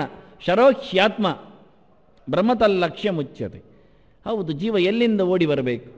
ದೇವರಡಿಗೆ ಹೋಗಲಿಕ್ಕೆ, ಗುರಿಯನ್ನು ಮುಟ್ಟಲಿಕ್ಕೆ ವೇಗಪೂರ್ವಕವಾಗಿ ನಡೆಯಬೇಕು. ಎಲ್ಲಿಂದ? ಅದು ವೇಗ ವೃದ್ಧಿಯಲ್ಲಿಂದ ಆಗುತ್ತೆ. ಅದಕ್ಕೆ ಅದು ಹೊರಡುವುದು ಹೇಗೆ? ಬಾಣ ತನ್ನಷ್ಟೇ ಹೊರಡುವುದಿಲ್ಲ, ಕೈಯಿಂದ ಎಸೆದರೆ ಗುರಿ ಮುಟ್ಟುವುದಿಲ್ಲ. ಅದರ ವೇಗಕ್ಕೆ ಸಾಲದದು. ಹಾಗಾಗಿ ಅದು ಎಲ್ಲಿಂದ ಹೊರಗೆ ಬರಬೇಕು ಅಂದರೆ ಅದು ಧನುಸ್ಸಿನಿಂದ ಹೊರಗೆ ಬರಬೇಕು. ಧನುಸ್ ಯಾವುದು? ಪ್ರಣವೋ ಧನು. ಶಾಸ್ತ್ರವೇ ಧನುಸ್. ಪ್ರಣವದ ಆಕಾರ ಬಿಲ್ಲನ್ನು ಹೋಲ್ತದೆ. ಅದಕ್ಕೋಸ್ಕರ ಪ್ರಣವ ಅಂದರೆ ಕೇವಲ ಪ್ರಣವಲ್ಲ. ಪ್ರಣವಾರ್ಥ ವ್ಯಾಹೃತಯ ವ್ಯಾಹೃತ್ಯರ್ಥ ಋಗಾದಯ ಇತಿಹಾಸ ಪುರಾಣಂಚ ಪಂಚರಾತ್ರಂಚ ಕೃಷ್ಣಶಃ. ಅದರಾಚೆಗೆ ದಾಸ ಸಾಹಿತ್ಯ ಎಲ್ಲ ಹೇಳಲೇ ಇಲ್ಲ ಅವರು, ಮುಗೀತಲ್ಲಿಗೆ. ಆದ್ದರಿಂದ ನಾವು ಪದದಿಂದ ದೇವರನ್ನು ನೋಡ್ತೇವೆ ಅಂದರೆ ಪದದಿಂದ ನೀವು ಕುಣಿತೀರಿ, ಜನರನ್ನು ನೋಡ್ತೀರಿ, ಅದರ ಆಚೆಗೆ ಇಲ್ಲ ಅಂತ ಸಂಜಯ ಹೇಳುತ್ತಾನೆ. ಸಂಜಯನ ಮೂಲಕ ವೇದವ್ಯಾಸರು ಹೇಳುತ್ತಾ ಇದ್ದಾನೆ, ಇಲ್ಲಿದೆ ಧನುಸ್ಸು, ಇಲ್ಲಿದೆ ಬಾಣ, ಇಲ್ಲಿದೆ ಗುರಿ ಅಂತ. ಇನ್ನು ಅವರವರ ಇಷ್ಟ ಯಾವ ಧನುಸ್ಸನ್ನು ಬೇಕಾದರೆ ಎತ್ತಿಕೊಳ್ಬೋದು. ಪ್ರಣವಃ ಧನುಹು ಅಂತ ಶಾಸ್ತ್ರ ಕರೆದಿದೆ. ಓಂಕಾರ, ಅಕಾರ ಉಕಾರ ಮಕಾರ, ಅದನ್ನು ನಾವು ನೋಡಿದ್ದೇವೆ. ಅಲ್ಲಿಂದ ಹೊರಹೊಮ್ಮಿದ ವ್ಯಾಹೃತಿತ್ರಯ, ಅದರಾಚೆಗೆ ನಿಂತ ಪಾದತ್ರಯದ ಗಾಯತ್ರಿ, ಅದರಾಚೆಗೆ 3 ವೇದ, ಆ ನಂತರದಲ್ಲಿ ಇತಿಹಾಸ ಪುರಾಣಗಳು, ಪಂಚರಾತ್ರಗಳು, ಆ ನಂತರ ಮೂಲರಾಮಾಯಣ ಅನ್ನೇ ಮುಗಿಯಿತು. ಹೀಗೆ ಹೆಮ್ಮರವಾಗಿ ಬೆಳೆದ ಪೌರುಷೇಯ ಮತ್ತು ಅಪೌರುಷೇಯ ಕೃತಿಗಳೆಲ್ಲದರ ಏಕಸಾರ ಏಕಸೂತ್ರ ಅಂದರೆ ಅದು ಪ್ರಣವ. ಅದನ್ನ ಶಾಸ್ತ್ರದ ಪ್ರಕಾರದಲ್ಲಿ ಈ ಜೀವ ಹೊರಗೆ ಬಂದರೆ ಅದು ದೇವರನ್ನು ಮುಟ್ತದೆ ತೋರಿಸಿಕೊಟ್ಟೆ. ಇದು ಸಂಜಯನ ಸಿದ್ಧಾಂತ. ಯತ್ರ ಯೋಗೇಶ್ವರ ಕೃಷ್ಣ ಯತ್ರ ಪಾರ್ಥ ಧನುರ್ಧರ. ಬಿಲ್ಲಿನ ನಡೆಯಲ್ಲಿ ಪಾರ್ಥ ಅಂದರೆ ಅವನೇ, ಬಿಲ್ ಅಲ್ಲೇ ಉಂಟು, ಈಗ ಬಾಣ ಅಲ್ಲೇ ಉಂಟು. ಬಾಣ ಎಲ್ಲಿ ಹೋಯಿತು ಅಂತ ನಾವು ಹುಡುಕಿದ್ದಲ್ಲ, ಬಿಲ್ಲಿನ ಮಿಟ್ಟಾಗಿದೆ ಬಾಣ, ಅದನ್ನು ದೇವರ ಹತ್ತಿರ ಹೋಗಿ ಆಗಿದೆ, ಅದನ್ನು ಬಾಣ ಹುಡುಕುವುದು ಹೇಗೆ ನಾವು? ಅದನ್ನ ಶಾಸ್ತ್ರದ ಮೂಲಕ ಜೀವ ತಯಾರಿಯಾಗಿ ಬಂದರೆ ಭಗವಂತನೆಡೆಗೆ ಅವನು ಸೇರ್ತಾನೆ. ಇದರಲ್ಲಿ ಯಾವುದೋ ಒಂದು ದೇವರನ್ನು ಪಡೆಯಬೇಕು ಎನ್ನುವ ಪ್ರಯತ್ನ ಜೀವನಲ್ಲಿ ಇಲ್ಲ ಅಂತಾದರೆ ದೇವರು ಸಿಗುವುದಿಲ್ಲ. ಜೀವ ಕೇವಲ ಶಾಸ್ತ್ರವನ್ನು ಮಾತ್ರ, ಅರಿವನ್ನು ಮಾತ್ರ ಇರ್ತೇನೆ ಮಾಡ್ತಾ ಇದ್ದರೆ ಹೇಳಿದರೆ ಯಾವತ್ತು ನೋಡಿದರೂ ಅದು ಸುಮ್ಮನೆ ಬಿಲ್ಲಿನೊಟ್ಟಿಗೆ ಕೂತ್ಕೊಳ್ಬೇಕು, ಹೊರಡುವುದಿಲ್ಲ. ಅಥವಾ ಬತ್ತಳಿಗೆಯಲ್ಲಿ ಸೇರಿರಬೇಕು, ಅದಾಗುವುದಿಲ್ಲ. ಅನ್ನಿಲ್ಲಿ ಜೀವ ನಿಜವಾಗಿ ಬಾಣ ಆಗಿದ್ದಾನೆ. ವಾಸ್ತವವಾಗಿ ಅವನು ಶಾಸ್ತ್ರವನ್ನು ಅರಿತಾಗ ತನ್ನ ದೇಹದ ಮೋಹವನ್ನು ಬಿಡ್ತಾನೆ. ಇಲ್ಲಿ ಆದದ್ದಿಷ್ಟೇ, ಅರ್ಜುನನಿಗೆ ಜೀವಮೋಹ ಬರಲಿಕ್ಕೆ ಕಷ್ಟ ಉಂಟು, ಅರ್ಥ ಆಗುವುದಿಲ್ಲ. ಜೀವಮೋಹವನ್ನು ನಿನ್ನೆ ಯಾರು ಜೀವವೋ ನಾಳೆ ಯಾರು ಜೀವವೋ ನನಗೇನು ಬೇಕು ಅಂತಾನೆ. ಆದರೆ ಈಗ ನನಗೆ ಭೀಷ್ಮ ಬೇಕು ಅಂದರೆ ಭೀಷ್ಮ ದೇಹದಲ್ಲಿರುವ ಜೀವ ಅದೇ ದೊಡ್ಡ ಸಂಗತಿಯಲ್ಲ, ಅದು ಯಾರು ಗೊತ್ತಿಲ್ಲ, ಅದು ಯಾರ ಸಂಬಂಧಿಯೋ. ಆದರೆ ಅದು ಇಲ್ಲಿ ಬಂದಾಗಿ ದೇಹ ನನ್ನನ್ನು ಲಾಲಿಸಿದೆ. ಭೀಷ್ಮ ಜೀವ ಲಾಲಿಸಿದ್ದು ಹೇಳುವುದಕ್ಕಿಂತ ಭೀಷ್ಮನಾಗಿ ಅಜ್ಜನಾಗಿ ಹುಟ್ಟಿದ ಆ ಜೀವ ಭೀಷ್ಮನ ತೊಡೆಯಲ್ಲಿ ನಾನಿದ್ದೆ, ಅವರ ಜೊತೆಯಲ್ಲಿ ನಾನು ಕೂತಿದ್ದೇನೆ. ಅದನ್ನ ದೇಹದ ಮೇಲೆ ಅವನಿಗೆ ಆಸೆ ಇದೆ, ಮೋಹ ಇದೆ. ಅದನ್ನ ಜೀವ ದೇಹ ಸುಟ್ಟರೂ ಇರ್ತಾನೆ, ಆದರೆ ನೆನಪಾಗುವುದಿಲ್ಲ. ಆದರೆ ಭೀಷ್ಮನ ದೇಹ ಸುಟ್ಟಿತಲ್ಲ ಅಂತ ವ್ಯಥೆ ಆಗುತ್ತೆ. ಆದರೆ ಮೋಹ ಎಲ್ಲ ಇರುವುದು ದೇಹದ ಮೇಲೆ. ಭೀಷ್ಮ ಬಿದ್ದಾಗಲೂ ವ್ಯಥೆ ಆಗತ್ತೆ, ಅವನು ಸಂಕಟಪಟ್ಟಾಗಲೂ ವ್ಯಥೆ ಆಗತ್ತೆ. ಅದೆಲ್ಲ ವ್ಯಥೆ ಆಗುವುದು ಕಾಣುವುದು ಅವನ ದೇಹದಲ್ಲಿ, ವಿಕಾರಗಳು ಜೀವ ವಿಕಾರದಲ್ಲಿ ಕಾಣುವುದಿಲ್ಲ. ಹಾಗಾಗಿ ಎಲ್ಲ ದೇಹದ ನಿಷ್ಠೆಯಲ್ಲಿ ನಿಂತ ಜೀವ ದೇವರ ನಿಷ್ಠೆಗೆ ಬಾಗಲಿಲ್ಲ. ಅದಕ್ಕೆ ಬೇಕಾದಂಥ ತಯಾರಿಯನ್ನು ಶಾಸ್ತ್ರೀಯವಾಗಿ ಮಾಡಲಿಲ್ಲ. ಯಾವತ್ತು ದೇಹವನ್ನು ಮರೆತು ದೇವರನ್ನು ಲಕ್ಷ್ಯ ಮಾಡ್ತದೆ ಆವತ್ತು ಅದಕ್ಕೆ ಪ್ರಣವ ಸಹಾಯ ಮಾಡ್ತದೆ. ಆಗ ಜೀವ ಉನ್ನತಿಯನ್ನು ಪಡಿತಾನೆ. ಈಗ ಬಹಳ ಸುಂದರವಾಗಿ ಆ ಶರದ ಗತಿಯಲ್ಲಿ ಬರತಕ್ಕಂಥ ಚಾತುರ್ವಿದ್ಯವನ್ನು ಹೇಳ್ತಾನೆ. ತತ್ರ ಶ್ರೀಹಿ ವಿಜಯ ಭೂತಿ ಧ್ರುವ ನೀತಿ ಅಂತ. ಇದು ಮೋಕ್ಷದ 4 ಮಜಲುಗಳು. ಇದು 4 ಮೋಕ್ಷವು. ಇದು ಮೋಕ್ಷದಲ್ಲಿನ ಸ್ಥಿತಿಯೂ ಹೌದು. ಇದೆಲ್ಲ ಕರ್ಮಗಳ ಕ್ರಮಗಳನ್ನು ಹೇಳಿದ್ದೌದು. ಶ್ರೀಹಿ ಅಂದಾಗ ಆಚರಣೆಗಳ ಸಂಪತ್ತುಗಳು, ಆಚರಣೆಗೆ ಬೇಕಾಗಿರತಕ್ಕಂಥ ವಸ್ತುಗಳು, ಅದರಲ್ಲಿ ನಮ್ಮ ಗೆಲುವು. ಎಷ್ಟೋ ಸಂಪತ್ತುಗಳು ನಮ್ಮನ್ನು ಮುಳುಗಿಸ್ತಾವೆ, ಎಳಿತಾವೆ. ಹೆಚ್ಚಿನವರ ಮನೆಯಲ್ಲಿ ಕಾಲು ದೀಪಗಳೆಲ್ಲ ಸುಮ್ಮನೆ ಇರ್ತಾವೆ ಕಾಣಲಿಕ್ಕೆ. ಹಾಗೆ ವಸ್ತುಗಳೆಲ್ಲ, ಪುಸ್ತಕಗಳೆಲ್ಲ ಸುಮ್ಮನೆ ಇದ್ದಾಗೆ, ಹಾಗೆ ಆರತಿಗಳೆಲ್ಲ ಸುಮ್ಮನೆ ಇದ್ದಾಗೆ. ಎಷ್ಟೋ ಮಠಗಳಲ್ಲಿ ಮಂಟಪಗಳು ವರ್ಷಕ್ಕೊಮ್ಮೆ ಹೊರಗೆ ಬರುವುದಿರ್ತವೆ. 16 ವರ್ಷಕ್ಕೊಮ್ಮೆ ಬಂದ ಮಂಟಪವೂ ಇತ್ತಂತೆ. ಆಶ್ಚರ್ಯ, ಪರಮಾಶ್ಚರ್ಯ ಆಯಿತು ನನಗೆ. ಕೇಳಿಯೇ ಸಖೇದ ಆಶ್ಚರ್ಯ ಆಯಿತು. ಕೇವಲ ಆಶ್ಚರ್ಯ ಇಲ್ಲ, ಸಖೇದ ನೋವಾಯಿತು. ದೇವರಿಗಲ್ಲದ, ದೇವರಿಗಾಗಿ ಬಂದ ಸೊತ್ತುಗಳು ದೇವರಿಗಲ್ಲದೆ ಉಪಯೋಗಕ್ಕಿರುವುದು ಅಂದರೆ ಎಲ್ಲಿಗೆ ಕೇಳಿದ್ದು ನಾನು. ಅಲ್ಲ, 15 ದಿನ ಉಪಯೋಗ ಆದರೆ ಸಾಯ್ತದೆ, ಸಾಯಲಿ ಅಲ್ಲ. ಆ 10 ವರ್ಷ ಯಾಕೆ ಮಾಡಿಕೊಳ್ಳುವುದು? ಆ ಪುಣ್ಯವನ್ನು ನಾವು ಯಾಕೆ ಪಡಿಬಾರದು? ಜನರಿಂದ ಪಡೆದ ಸೊತ್ತುಗಳು ದೇವರ ಉಪಯೋಗಕ್ಕಲ್ಲದು, ಇನ್ಯಾರಿಗೆ? ಎಷ್ಟು ಮಂಟಪಗಳಿರಲಿ ದೇವರಿಗೋಸ್ಕರ ಮಾಡಿಸಿದರೆ ದೇವರಿಗೆ ದಿನ ಇಡಿ, ಎಷ್ಟು ಕೊಡಪಾನಗಳಿರಲಿ ದೇವರಿಗೋಸ್ಕರ ಬಂದಿದೆ ದೇವರಿಗೆ ದಿನಾಭಿಷೇಕ ಮಾಡಿ. ಹಾಗಾದರೆ ಎಷ್ಟು ಹೊದಿಕೆಗಳಿರಲಿ, ಹೌದು ಮಲಗಲಿಗೋಸ್ಕರ ಬಂದಿದೆ ಎಲ್ಲ ಹೊತ್ಕೊಂಡು ಮಲಗಿ. ಮತ್ತು ಎಷ್ಟೋ ಜನ್ಮದಲ್ಲಿ ಬಾಕಿ ಆಗೋದು ಬೇಡ, ಅಲ್ಲೇ ಉಳಿಸಿಕೊಂಡು ಸಾಯುವಾಗ ಹೊದಿಕೆಯೇ ಕಟ್ಟನ್ನು ನೋಡಿಕೊಂಡು ಜೀವ ಸತ್ತರೆ ಮೇಲಿಂದ ಕೂತ್ಕೊಂಡು ಏನು ಮಾಡ್ತಾರೆ ಎಂದು ಯೋಚನೆ ಮಾಡ್ತಾ ಕೂತ್ರೆ ಯಾರು ಹೊದಿಲಿಕ್ಕೆ ಬರ್ತಾರೆ? ಹೆಣ್ಣಕ್ಕೆ ಹೊದಿಯುವುದಿಲ್ಲ, ಇನ್ನೂ ಹುಟ್ಟಿ ಬರಬೇಕು, ಮತ್ತೆ ನಿದ್ದೆಗೆ ಹೋಗಬೇಕು, ಮತ್ತೆ ಹೊದಿಸಿಕೊಳ್ಳಬೇಕು. ಅಯ್ಯ ಬಿಟ್ಟು ಕೊಡಯ್ಯ, ಆಗಿಸಿಕೋ ಮುಗಿಸಿಕೋ ಅಂತಾರೆ. ಇಲ್ಲ, ಕೊಟ್ಟು ಬಿಡು, ಉಪಯೋಗಿಸುವುದಿಲ್ಲ, ನಿನ್ನ ದೇಹಕ್ಕೆ ಭೂಷಣ ಬೇಡ, ನಿನ್ನಲ್ಲಿಗೆ ಅದರ ಉಪಯೋಗಕ್ಕೆ ಬೇಡ, ಕೊಟ್ಟು ಬಿಡು ಯಾರಿಗಾದರೂ. ಏನು ಮಾಡಿಕೊಳ್ಳಿ, ಅವರು ಹಾಗೆ ಒಟ್ಟು ಮಾಡ್ತಾರೆ. ಮಾಡಿಕೊಳ್ಳಿ, ನೀನು ಮಾಡೋದಿಲ್ಲಲ್ಲ, ಇನ್ನೊಮ್ಮೆ ನೀನು ಬರುವಂತೆ ಆಗಲಿಲ್ಲಲ್ಲ, ನಿನ್ನಿಂದ ಹೋಯ್ತಲ್ಲ ಒಮ್ಮೆ ಗ್ರಾಚಾರ. ಎಂಥ ಸಂತೋಷ ನೋಡು. ಅದನ್ನು ಬ್ರಹ್ಮತಲ್ ಲಕ್ಷ್ಯ ಮುಚ್ಯತೆ ಎನ್ನುವಾಗ ಎಷ್ಟು ಜೋರ ಹೇಳ್ತಾನೆ ಅವನು. ಅದಕ್ಕೆ ಧನುರ್ಧರಹ ಅಂದ. ಎತ್ತಿಕೊಂಡಿದ್ದೇನೆ ಶಾಸ್ತ್ರ, ಎತ್ತಿಕೊಂಡದ್ದಲ್ಲ, ಅದು ನನಗೆ ಅರ್ಥಪೂರ್ವಕವಾಗಿ ಒಳಗೆ ಹತ್ತಿದೆ ಅಂದ, ಆಗಿ ಹೋಗಿದೆ ಅಂದ. ಅದನ್ನ ದೇವರೆಡೆಗೆ ಲಕ್ಷ್ಯ, ದೇಹದೆಡೆಗೆ ಲಕ್ಷ್ಯ ಇಲ್ಲ ಅಂದ. ಯಾವತ್ತೂ ನಾವು ಸೋಲುವುದೆಲ್ಲಿ ಕೇಳಿದರೆ ದೇಹದ ಲಕ್ಷ್ಯದಲ್ಲೇ ಕೂತು ಕೊನೆಗೂ ಆಗುವುದು ದೇಹಕ್ಕೆ ಹೋಗಿ ನಿಲ್ಲುವುದು. ಎಷ್ಟಾದರೂ ಅಷ್ಟೇ ಅಂತಾನೆ. ಅದನ್ನು ಗಟ್ಟಿ ಮಾಡಲಿಕ್ಕೋಸ್ಕರ ಹೇಳ ತತ್ರ ಶ್ರೀಹಿ ವಿಜಯ. ನಮ್ಮ ಸೋಲು ಎಲ್ಲಿದೆ ಹೇಳ್ತಾನೆ, ನಾವು ಸಂಪತ್ತುಗಳನ್ನು ಒಟ್ಟು ಮಾಡಿಕೊಂಡಾಗ ಗೆಲ್ಲುವುದೇ ಇಲ್ಲ, ಸೋಲುವುದೇ ಜಾಸ್ತಿ. ಅದಕ್ಕೆ ತತ್ರ ಶ್ರೀಹಿ, ಅದರಿಂದ ವಿಜಯ, ಅದರಿಂದ ಭೂತಿ, ಔನ್ನತ್ಯಂ, ಮೇಲಕ್ಕೆ ಹೋಗುವ ವ್ಯವಸ್ಥೆ, ಧ್ರುವ ನೀತಿ, ಶಾಶ್ವತವಾಗಿ ಇರುವಿಕೆ, ಮತ್ತೆ ಬೀಳಲಿಕ್ಕಿಲ್ಲ, ಕೆಳಗೆ ಇಳಿಲಿಕ್ಕಿಲ್ಲ. ಈ ರೀತಿಯಾದ ಒಂದು ಗತಿಯನ್ನು ಬಹಳ ಸುಂದರವಾಗಿ ಸಂಜಯ ಹೇಳುತ್ತಾ ಇದ್ದಾನೆ. ಇಲ್ಲಿ ಕೃಷ್ಣ ಇದ್ದಲ್ಲಿ ಅರ್ಜುನ ಇದ್ದಾನೆ ಅಂತ ಭೌತಿಕವಾಗಿ ಹೇಳಿದ. ನಾವೀಗ ಪಾರಮಾರ್ಥಿಕವಾದ ಅರ್ಥದಕ್ಕೆ ಹೋಗಿಬಿಟ್ಟೆವು ನೇರ ಮೊದಲೇ. ವಾಸ್ತವವಾದ ಅರ್ಥ ಏನು ಕೇಳಿದರೆ ಎಲ್ಲರೂ ಹೇಳುವಂಥದ್ದು, ಯತ್ರ ಯೋಗೇಶ್ವರ ಕೃಷ್ಣ ತತ್ರ ಭಾರತಃ ಧನರ್ಥಃ. ಕೃಷ್ಣನಿದ್ದಲ್ಲಿ ಅರ್ಜುನನಿದ್ದಾನೆ ಅಂದರೆ ಕೃಷ್ಣ ಸಾರಥ್ಯದ ಒಂದು ಅರ್ಜುನನ ಗಾಡಿಯ ಚಿತ್ರಣ. ಈ ಚಿತ್ರ ಇದ್ದಲ್ಲಿ ನಾವಿದ್ದೇವೆ ಅನ್ನುವಲ್ಲಿಗೆ ನಿಲ್ಲಿಸ್ತಾನಷ್ಟೇ, ಅದರ ಲಾಭ ಬರುವುದಿಲ್ಲ. ಎಲ್ಲಿ ಎಲ್ಲಿ ಕೃಷ್ಣ ಇರ್ತಾನೋ ಅವನ ಸುಂದರವಾದ ನುಡಿಗೆ ಯಾವತ್ತೂ ಕಿವಿ ಕೊಟ್ಟುಕೊಂಡು ಅರ್ಜುನ ಸಿಗ್ತಾನೆ, ಅರ್ಜುನ ಇರ್ತಾನೆ. ಅರ್ಜುನನನ್ನು ಅರ್ಜುನ ಅಂತ ಹೇಳದೆ ಪಾರ್ಥಃ ಧನುರ್ಧರಃ ಅಂತ ಹೇಳುವ ಮೂಲಕ ಕೇಳುಗನಿರ್ತಾನೆ ಹೇಳಿದರು. ಅರ್ಥ ಕೇಳುಗನಿರ್ತಾನೆ, ಅರ್ಥ ಆಗಿಸಿಕೊಳ್ಳುವ ಸಾಧಕನಿರ್ತಾನೆ. ಆದ್ದರಿಂದ ಸಾಧಕನಿಗೂ ದೇವರಿಗೂ ಹತ್ತಿರದಲ್ಲಿ ಇವರಿಬ್ಬರನ್ನು ಒಟ್ಟಾಕಿದ್ದು. ನಾರಾಯಣಂ ನಮಸ್ಕೃತ್ಯ ನರಂ ಚೈವ ನರೋತ್ತಮಂ ಅಂತ ನಾರಾಯಣ ಮತ್ತು ನರ ಒಟ್ಟಿಗೆ ಆಗಿತ್ತು, ಕೃಷ್ಣ ಮತ್ತು ಅರ್ಜುನ ಅಂತ. ಭೀಮಸೇನನ್ನು ಮತ್ತೆ ಹಾಕಿದರು. ಯಾಕೆ? ಭೀಮಸೇನನ್ನು ತಪ್ಪುವುದೇ ಇಲ್ಲ. ನರನ ಬದುಕೇ ನಿಂತದ್ದು ನರೋತ್ತಮನಿಂದ. ಜೀವ ಇದ್ದಾನೆ ಹೇಳುವುದು ಹೇಗೆ ಕೇಳಿದರೆ, ಆ ಜೀವೋತ್ತಮ ಇದ್ದಾನೆ ಆದ್ರಿಂದಲೇ. ಉಸಿರಾಟ ನಡೀತಾ ಇದೆ ಆದರೆ ಸರಿ, ನಡಿಲಿಕ್ಕೂ ಉಸಿರಾಟ ಆಗಬೇಕು, ಗುರೂಪಸತ್ತೆಯಲ್ಲಿ ಉಸಿರಾಟ ಇರಬೇಕು, ಚಿಂತನೆ ಮಾಡುವಾಗಲೂ ಉಸಿರಾಟ ನಡಿಬೇಕು. ಪ್ರಾಣವಾಯುವನ್ನು ನಿಲ್ಲಿಸಿ ಪಾಠ ಮಾಡಲಿಕ್ಕೆ ಆಗುವುದಿಲ್ಲ, ಕೇಳಲಿಕ್ಕೂ ಆಗುವುದಿಲ್ಲ. ಅದನ್ನ ನರೋತ್ತಮ ಸದಾ ಜಾಗೃತ. ಈ ನರನೇ ನಿದ್ರೆ ಮಾಡುವವ, ಆದ್ದರಿಂದ ನರನನ್ನು ಪಕ್ಕದಲ್ಲಿ ಕುಳ್ಳಿರಿಸಿ ಎಬ್ಬಿಸ್ತಾ ಇದ್ದಾನೆ ನಾರಾಯಣ. ಅದು ನಾರಾಯಣ ಮತ್ತು ನರರು ಹತ್ತಿರದಲ್ಲಿ ಇರತಕ್ಕ ವೈಭವವನ್ನೇ ಅದೇ ನರ ನಾರಾಯಣ ಯುವತವು ತಾವೇವ ಅರ್ಜುನ ಕೇಶವ ಹೇಳಿದ್ದನ್ನೇ ಇಲ್ಲಿ ಮತ್ತೆ ಪುನಃ ಯಥಾ ಪ್ರಕಾರ ಯತ್ರ ಯೋಗೇಶ್ವರ ಕೃಷ್ಣ ತತ್ರ ಪಾರ್ಥಃ ಧನುರ್ಧರ. ಅಲ್ಲಿ ನಿಜವಾಗಿ ಇದನ್ನು ಮತ್ತೆ ತಿರುಗಿಸಿ ಎಲ್ಲ ಅರ್ಥ ಮಾಡುವರಿದ್ದಾರೆ. ಅರ್ಥಕ್ಕೇನು ಕೊರತೆ ಇಲ್ಲ, ಸಂಸ್ಕೃತ ಗೊತ್ತಿದ್ದರೆ ಸಾಕು. ಹೌದು, ಕೃಷ್ಣ ಇದ್ದಲ್ಲಿ ಯತ್ರ ಪ್ರಾಣಃ ತತ್ರ ಪರಃ ಅಂತ ಇರುವುದಲ್ವ, ತತ್ರ ಜೀವಃ ಅಂತ. ದೇವರಿದ್ದಲ್ಲಿ ಪ್ರಾಣ ಇರಬೇಕು, ಆನಂತರ ಉಳಿದ ಜೀವ ಇರುವುದು. ಪ್ರಾಣನನ್ನು ಬಿಟ್ಟು ಹೇಳುವುದು ಹೇಗೆ ಕೇಳಿದರೆ, ಇದ್ದಾನಲ್ಲಿಂದ ತೋರಿಸಲಿಕ್ಕೆ ಅವರ ಒದ್ದಾಟಪಟ್ಟು ಯತ್ರ ಪಾರ್ಥೋ ಧನುರ್ಧರ ಉಂಟು. ಪಾರ್ಥೋ ಅಂತ ಇರುವುದರಿಂದ ಅಲ್ಲಿ ಅಲು ಬರ್ತದೆ, ಅಧನುರ್ಧರ ಅಂತ ಅರ್ಥ. ಧನುಸ್ಸಲ್ಲದ್ದು ಗದೆಯನ್ನು ಹಿಡಿದವನು ಭೀಮ ಇದ್ದಾನೆ ಅಂತ.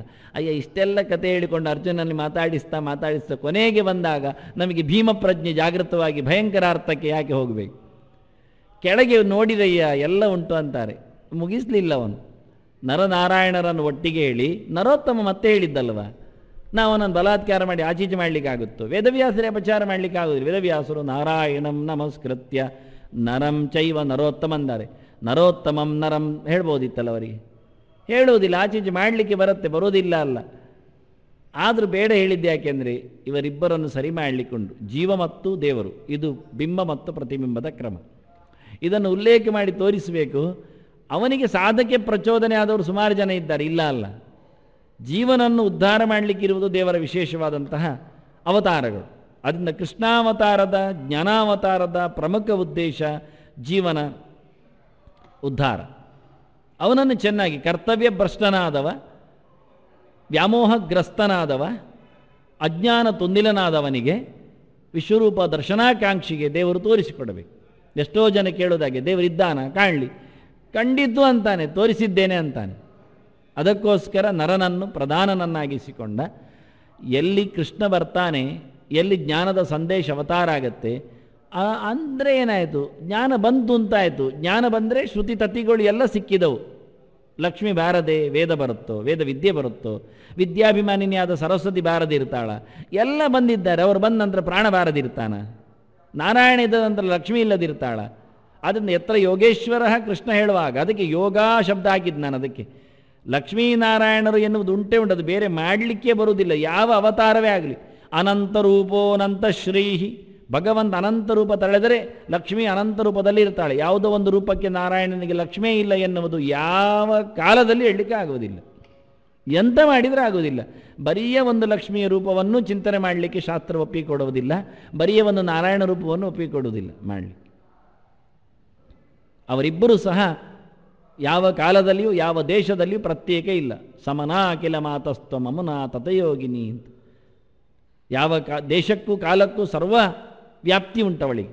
ಅದು ಒಂದು ದೇಶದಲ್ಲಿ ದುರ್ಗೆ ಇದ್ದಾಳೆ ಅಂದಾಗ ಅಲ್ಲಿ ನಾರಾಯಣ ಇಲ್ಲ ಹೇಳಿದರೆ ದೇಶತಃ ವ್ಯಾಪ್ತಿಯನ್ನು ಖಂಡಿಸಿದಾಗ, ಒಂದು ಕಾಲದಲ್ಲಿ ದುರ್ಗಾ ಪೂಜೆ ಆಗ್ತಾ ಉಂಟು, ಅಲ್ಲಿ ನಾರಾಯಣ ಇಲ್ಲ ಆದರೆ ಖಂಡಿಸಿದಾಗೆ ಆಗುತ್ತೆ. ಆಗುವುದೇ ಇಲ್ಲ ಅಂದ. ಅವಳಿಗೆ ಇರತಕ್ಕಂತಹ ಯಾವ ಗುಣವ್ಯಾಪ್ತಿ ಉಂಟು, ಯೋಗ್ಯತೆ, ಅದು ಸರ್ವತ್ರ ಯಾವ ಕಾಲದಲ್ಲಿ ಉಂಟು.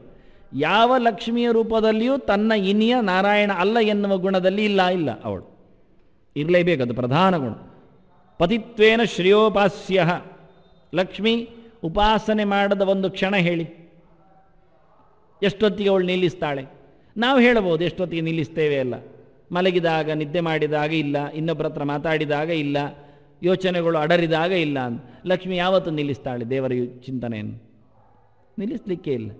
ಯಾವ ಕಾಲ ಪ್ರಳಯದಲ್ಲಿಯೂ ನಿಲ್ಲಿಸದವಳವಳು. ಅವಳ ಪ್ರಧಾನ ಉಪಾಸನೆ ಮುಖ ಏನು? ನಾರಾಯಣ ತನ್ನ ಇನಿಯ ಅಂತ. ಬಿಡುವುದೆಲ್ಲಿಗೆ ಅವಳು? ಬಿಡುವಂತೆ ಇಲ್ಲ. ಯಾರಾದರೂ ಪತಿವ್ರತಾಸ್ತಿಯರು ತನಗೆ ಗಂಡ ಯಾರು ಎನ್ನುವುದನ್ನು ಮರೆತು ಬಿಡ್ತಾರೆ ನಿಯಮದಲ್ಲಿ ಅಂತ ಹೇಳಲಿಕ್ಕೆ ಬರುತ್ತಾ? ಸಾಧ್ಯವಿಲ್ಲವೋ ಹೇಗೋ ಹಾಗೆ. ಆದ್ದರಿಂದ ಲಕ್ಷ್ಮಿಯ ಉಪಾಸನೆಯ ಆ ಒಂದು ಗುಣವನ್ನು ಕತ್ತರಿಸುವ ಯೋಗ್ಯತೆ ನಮ್ಮಲ್ಲಿಲ್ಲ. ಅದನ್ನು ಯೋಗೇಶ್ವರ ಎನ್ನುವಲ್ಲಿ ಲಕ್ಷ್ಮಿ ಒಂದಾಗಿದೆ. ಪಾರ್ಥ ಎನ್ನುವಲ್ಲಿ ಚಿಂತನೆ ಕೊಟ್ಟದ್ದು ಯಾರು? ನಿಜವಾಗಿ ಆ ಜ್ಞಾನದ, ಆ ಶ್ರುತಿಯ ಜ್ಞಾನ ಬರುವಂತೆ, ವಿಜ್ಞಾನ ಬರುವಂತೆ ಮಾಡಿದ್ಯಾರು? ಅದು ಪ್ರಾಣನೇ. ಭಗವಂತನ ಪ್ರಧಾನನಾದ ದಾಸನೇ ಮಾಡಿರ್ತಾನೆ. ಅವನು ಜ್ಞಾನರೂಪನಿದ್ದಾನೆ. ಅದನ್ನು ಅವನಿಲ್ಲ ಹೇಳಲಿಕ್ಕೆ ಆಗೋದಿಲ್ಲ. ಆದರೂ ಸ್ಪಷ್ಟವಾಗಿ ಮುಂದೆ ಹೇಳ್ತಾರೆ, ತತ್ರ ಶ್ರೀಹಿ ಅಂತ. ಅಲ್ಲಿ ಲಕ್ಷ್ಮಿ ಇರ್ತಾಳೆ. ವಿಜಯ ವಿಷ್ಣುನಾ ಜಯತೆ ಅಂತ. ವಿ ಅಂದರೆ ವಿಷ್ಣು, ವಿಪಕ್ಷಿ ಪರಮಾತ್ಮನೋ ಅಂತ. ಭಗವಂತನೊಟ್ಟಿಗಿರತಕ್ಕವನು ಯಾರು? ಅದು ಪ್ರಾಣ, ಅವನಿದ್ದಾನೆ. ಎಲ್ಲದರ ಜಯವನ್ನು ತಂದುಕೊಡುವವ, ಎಲ್ಲ ಸೋಲಿನಿಂದ ನಿವೃತ್ತಿ ಮಾಡುವವ. ಇಡೀ ಬ್ರಹ್ಮಾಂಡದಲ್ಲಿ ಯಾರೂ ಸೋತರೂ ಪ್ರಾಣದೇವರು ಸೋಲುವುದಿಲ್ಲ. ಆಕಣಾಶ್ಮ ಸಮಹ ಅಂತ ಅರ್ಥವನಿಗೆ. ಯಾವ ಕಾಲಕ್ಕೂ, ಯಾರ ನಿರ್ಬಂಧಕ್ಕೂ, ಯಾರ ಶಾಪಕ್ಕೂ, ಯಾರ ಪೌರುಷಕ್ಕೂ ಬಗ್ಗದ ಏಕೈಕ ವ್ಯಕ್ತಿ ಅಂದರೆ, ಆ ವ್ಯಕ್ತಿತ್ವ ಉಳ್ಳವ ಅಂದರೆ ಅದು ವಾಯು ಮಾತ್ರ. ಬಳಿಕ್ಥ ತದ್ವಪುಷೆ ಅಂತ ಹೇಳಿಕೊಂಡು ಅದು ಬಲರೂಪವೇ. ಅದರಿಂದ ವಿಜಯ ಅಂತ ಸೋಲರಿಯದ ಶಕ್ತಿ, ಅದು ವಾಸ್ತವವಾದಂತಹ ಪ್ರಾಣ. ತತ್ರ ಶ್ರೀಹಿ ವಿಜಯ. ಆನಂತರ ಭೂತಿ, ಭಾರತೀ ದೇವಿಯವಳು ಇಡೀ ಎಲ್ಲ ಚಿಂತನೆಗಳ ಸಾಮ್ರಾಜ್ಞಿ, ಅವಳಿದ್ದಾಳಲ್ಲಿ. ಆನಂತರ ನೀತಿ, ಮತ್ತೆಲ್ಲ ನೀತಿ ಲಕ್ಷಣಗಳು, ಧರ್ಮದ ನೀತಿ, ಆನಂತರ ಸತ್ಯದ ನೀತಿ, ಪ್ರಾಮಾಣಿಕತೆ, ಇದೆಲ್ಲವನ್ನು ತರತಕ್ಕಂಥ ಉಳಿದವರು ಧರ್ಮರಾಜ, ನಕುಲ, ಸಹದೇವರು, ಇವರೆಲ್ಲ ಸಾತ್ವಿಕಿಯು, ಸತ್ಯದ ಅಭಿಮಾನಿಯಾಗಿ, ಕೃಷ್ಣ ಪಕ್ಷದವನಾಗಿ, ಕೃಷ್ಣ ಶಿಷ್ಯನಾಗಿ, ಪಾಂಡವರ ಹಿತೈಷಿಯಾಗಿ ಇವರೆಲ್ಲರೂ ಸಿಗ್ತಾರೆ ನಮಗೆ. ಹೀಗೆ ಅನೇಕರನ್ನು ಇಲ್ಲ ಯಾರು ಹೇಳಿದರು. ಅದರಿಂದ ಕೃಷ್ಣ ಇದ್ದಲ್ಲಿ, ಇದು ಹಿಂದೆಲ್ಲ ಹೇಳ್ತಾ ಬಂದ, ಯತ್ರ ಕೃಷ್ಣ ಯತ ಕೃಷ್ಣ ತಥೋ ಜಯ ಅಂತ. ಯಥೋ ಧರ್ಮ, ಎಲ್ಲಿ ಧರ್ಮ ಉಂಟೋ ಅಲ್ಲಿ ಕೃಷ್ಣ ಇದ್ದಾನೆ, ಎಲ್ಲಿ ಕೃಷ್ಣ ಇದ್ದಾನೆ ಅಲ್ಲಿ ಜಯ ಇದೆ. ಅದನ್ನೆಲ್ಲ ಹೇಳ್ತಾ ಬಂದಿದ್ದಾರೆ. ಅದನ್ನೇ ಸಂಜಯನು ಅದೇ ರೀತಿಯಲ್ಲಿ ಹೇಳಿದ. ಎಲ್ಲಿ ಕೃಷ್ಣ ಇದ್ದಾನೆ ಅಲ್ಲಿ ಪಾಂಡವರೆಲ್ಲರಿದ್ದಾರೆ ನೋಡಿ. ದ್ರೌಪದಿ ಇದ್ದಾಳೆ, ಅಲ್ಲಿ ಧರ್ಮವೂ ಇದೆ, ಅಲ್ಲಿ ಗೆಲುವು ಇದೆ. ನಿನ್ನಲ್ಲಿ ಏನಿದೆ? ನಿನ್ನಲ್ಲಿ ಒಂದು ಇಲ್ಲ, ಮೊದಲಿದ್ದು ಯಾವುದು? ಕೃಷ್ಣ ಇಲ್ಲ. ಅದಿಲ್ಲ ಆದ ನಂತರ ಇನ್ಯಾರಿಲ್ಲ. ಕೃಷ್ಣ ಪಕ್ಷದವರು, ಕೃಷ್ಣ ಹಿತೈಷಿಗಳು, ಕೃಷ್ಣ ಭಕ್ತರು, ಹಿಂದೆ ಹೇಳಿದ್ದ ಕೃಷ್ಣ ಏ ಮದ್ಭಕ್ತ ಜನಪ್ರಿಯ ಅಂತ, ನನ್ನನ್ನು ಪ್ರೀತಿಸುವ ಜನರನ್ನು ಪ್ರೀತಿಸುವವರು ನನಗೆ ಬೇಕು. ಕೃಷ್ಣ ಸಂಧಾನಕ್ಕೆ ಬಂದಾಗ ಹೇಳಿದ್ದ, ನಾನು ಇಬ್ಬರನ್ನು ದ್ವೇಷ ಮಾಡುತ್ತೇನೆ ಅಂದ. ಅವನು ಹೇಳ್ತಾನೆ ನನಗಾಗುವುದಿಲ್ಲ ಅಂದ. ಯಜ್ಞವಿಘ್ನಕರಂ ಹನ್ಯಾಂ, ನಾನು ಯಾರನ್ನು ಕೊಲ್ತೇನೆ ಕೇಳಿದರೆ ದೇವರ ಪೂಜೆಯನ್ನು ಮಾಡಲು ಅಡ್ಡ ಬರುವವರನ್ನು ನಾನು ಮುಗಿಸ್ತೇನೆ ಅಂತ. ವಿಶ್ವಾಮಿತ್ರನ ಯಜ್ಞ ಆಗ್ತಾ ಇದೆ, ಅಡ್ಡ ಬಂದದ್ದು ಯಾರೇ ಇರಲಿ, ತಾಟಕೆ ಇರಲಿ, ಸುಬಾಹು ಇರಲಿ, ಅದು ಗಂಡಸು ಆಗಲಿ ಹೆಂಗಸು ಆಗಲಿ, ಸಂಹಾರ ಖಾತ್ರಿ ಅಂದ ದೇವರು. ಮುಗಿಸಿಬಿಟ್ಟು ಸ್ತ್ರೀವಧೆ ಮಾಡಬಹುದಾ ಮಾಡಬಾರ್ದು ಎನ್ನುವುದು ಮತ್ತೆ, ಯಜ್ಞಕ್ಕೆ ಅಡ್ಡ ಬಂದವರನ್ನು ಮುಗಿಸ್ತೇನೆ ಎನ್ನುವುದು ನನ್ನ ಸಂಕಲ್ಪ ಅಂತ. ಯಜ್ಞವಿಘ್ನಕರಂ ಹನ್ಯಾಂ, ಯಾರು ಭಗವತ್ ಪೂಜೆಗೆ ಅಡ್ಡಿ ಮಾಡ್ತಾನೆ, ದೇವರ ದೈವಿಕವಾದ ಕಾರ್ಯಗಳಿಗೆ ಅಡ್ಡಿ ಕೊಡ್ತಾನೆ, ಯಾವ ರೀತಿಯಲ್ಲೇ ಇರಲಿ, ಭಗವಂತನ ಚಿಂತನೆಯಾಗಲಿ, ಕಥಾ ವಿಘ್ನಕರಾಹ ಅಂತಾರೆ, ದೇವರ ಚಿಂತನೆಗೆ ಅಡ್ಡ ಬರುವುದಾಗಲಿ, ದೇವರ ವಸ್ತುಗಳ ಸಂಪರ್ಕವನ್ನು ಸಂಧಿಸುವಾಗ ಮಾಡಿಕೊಳ್ಳಿ, ಯಾವುದೇ ರೀತಿ ಇರಲಿ, ಇಲ್ಲಿ ಒಟ್ಟಾರೆ ಪರ್ಯಾಯವಾಗಿ ಭಗವಂತನ ಪೂಜೆ, ಯಜ್ಞವಿಘ್ನಕರಂ ಹನ್ಯಾಮ್ ಅಂತ.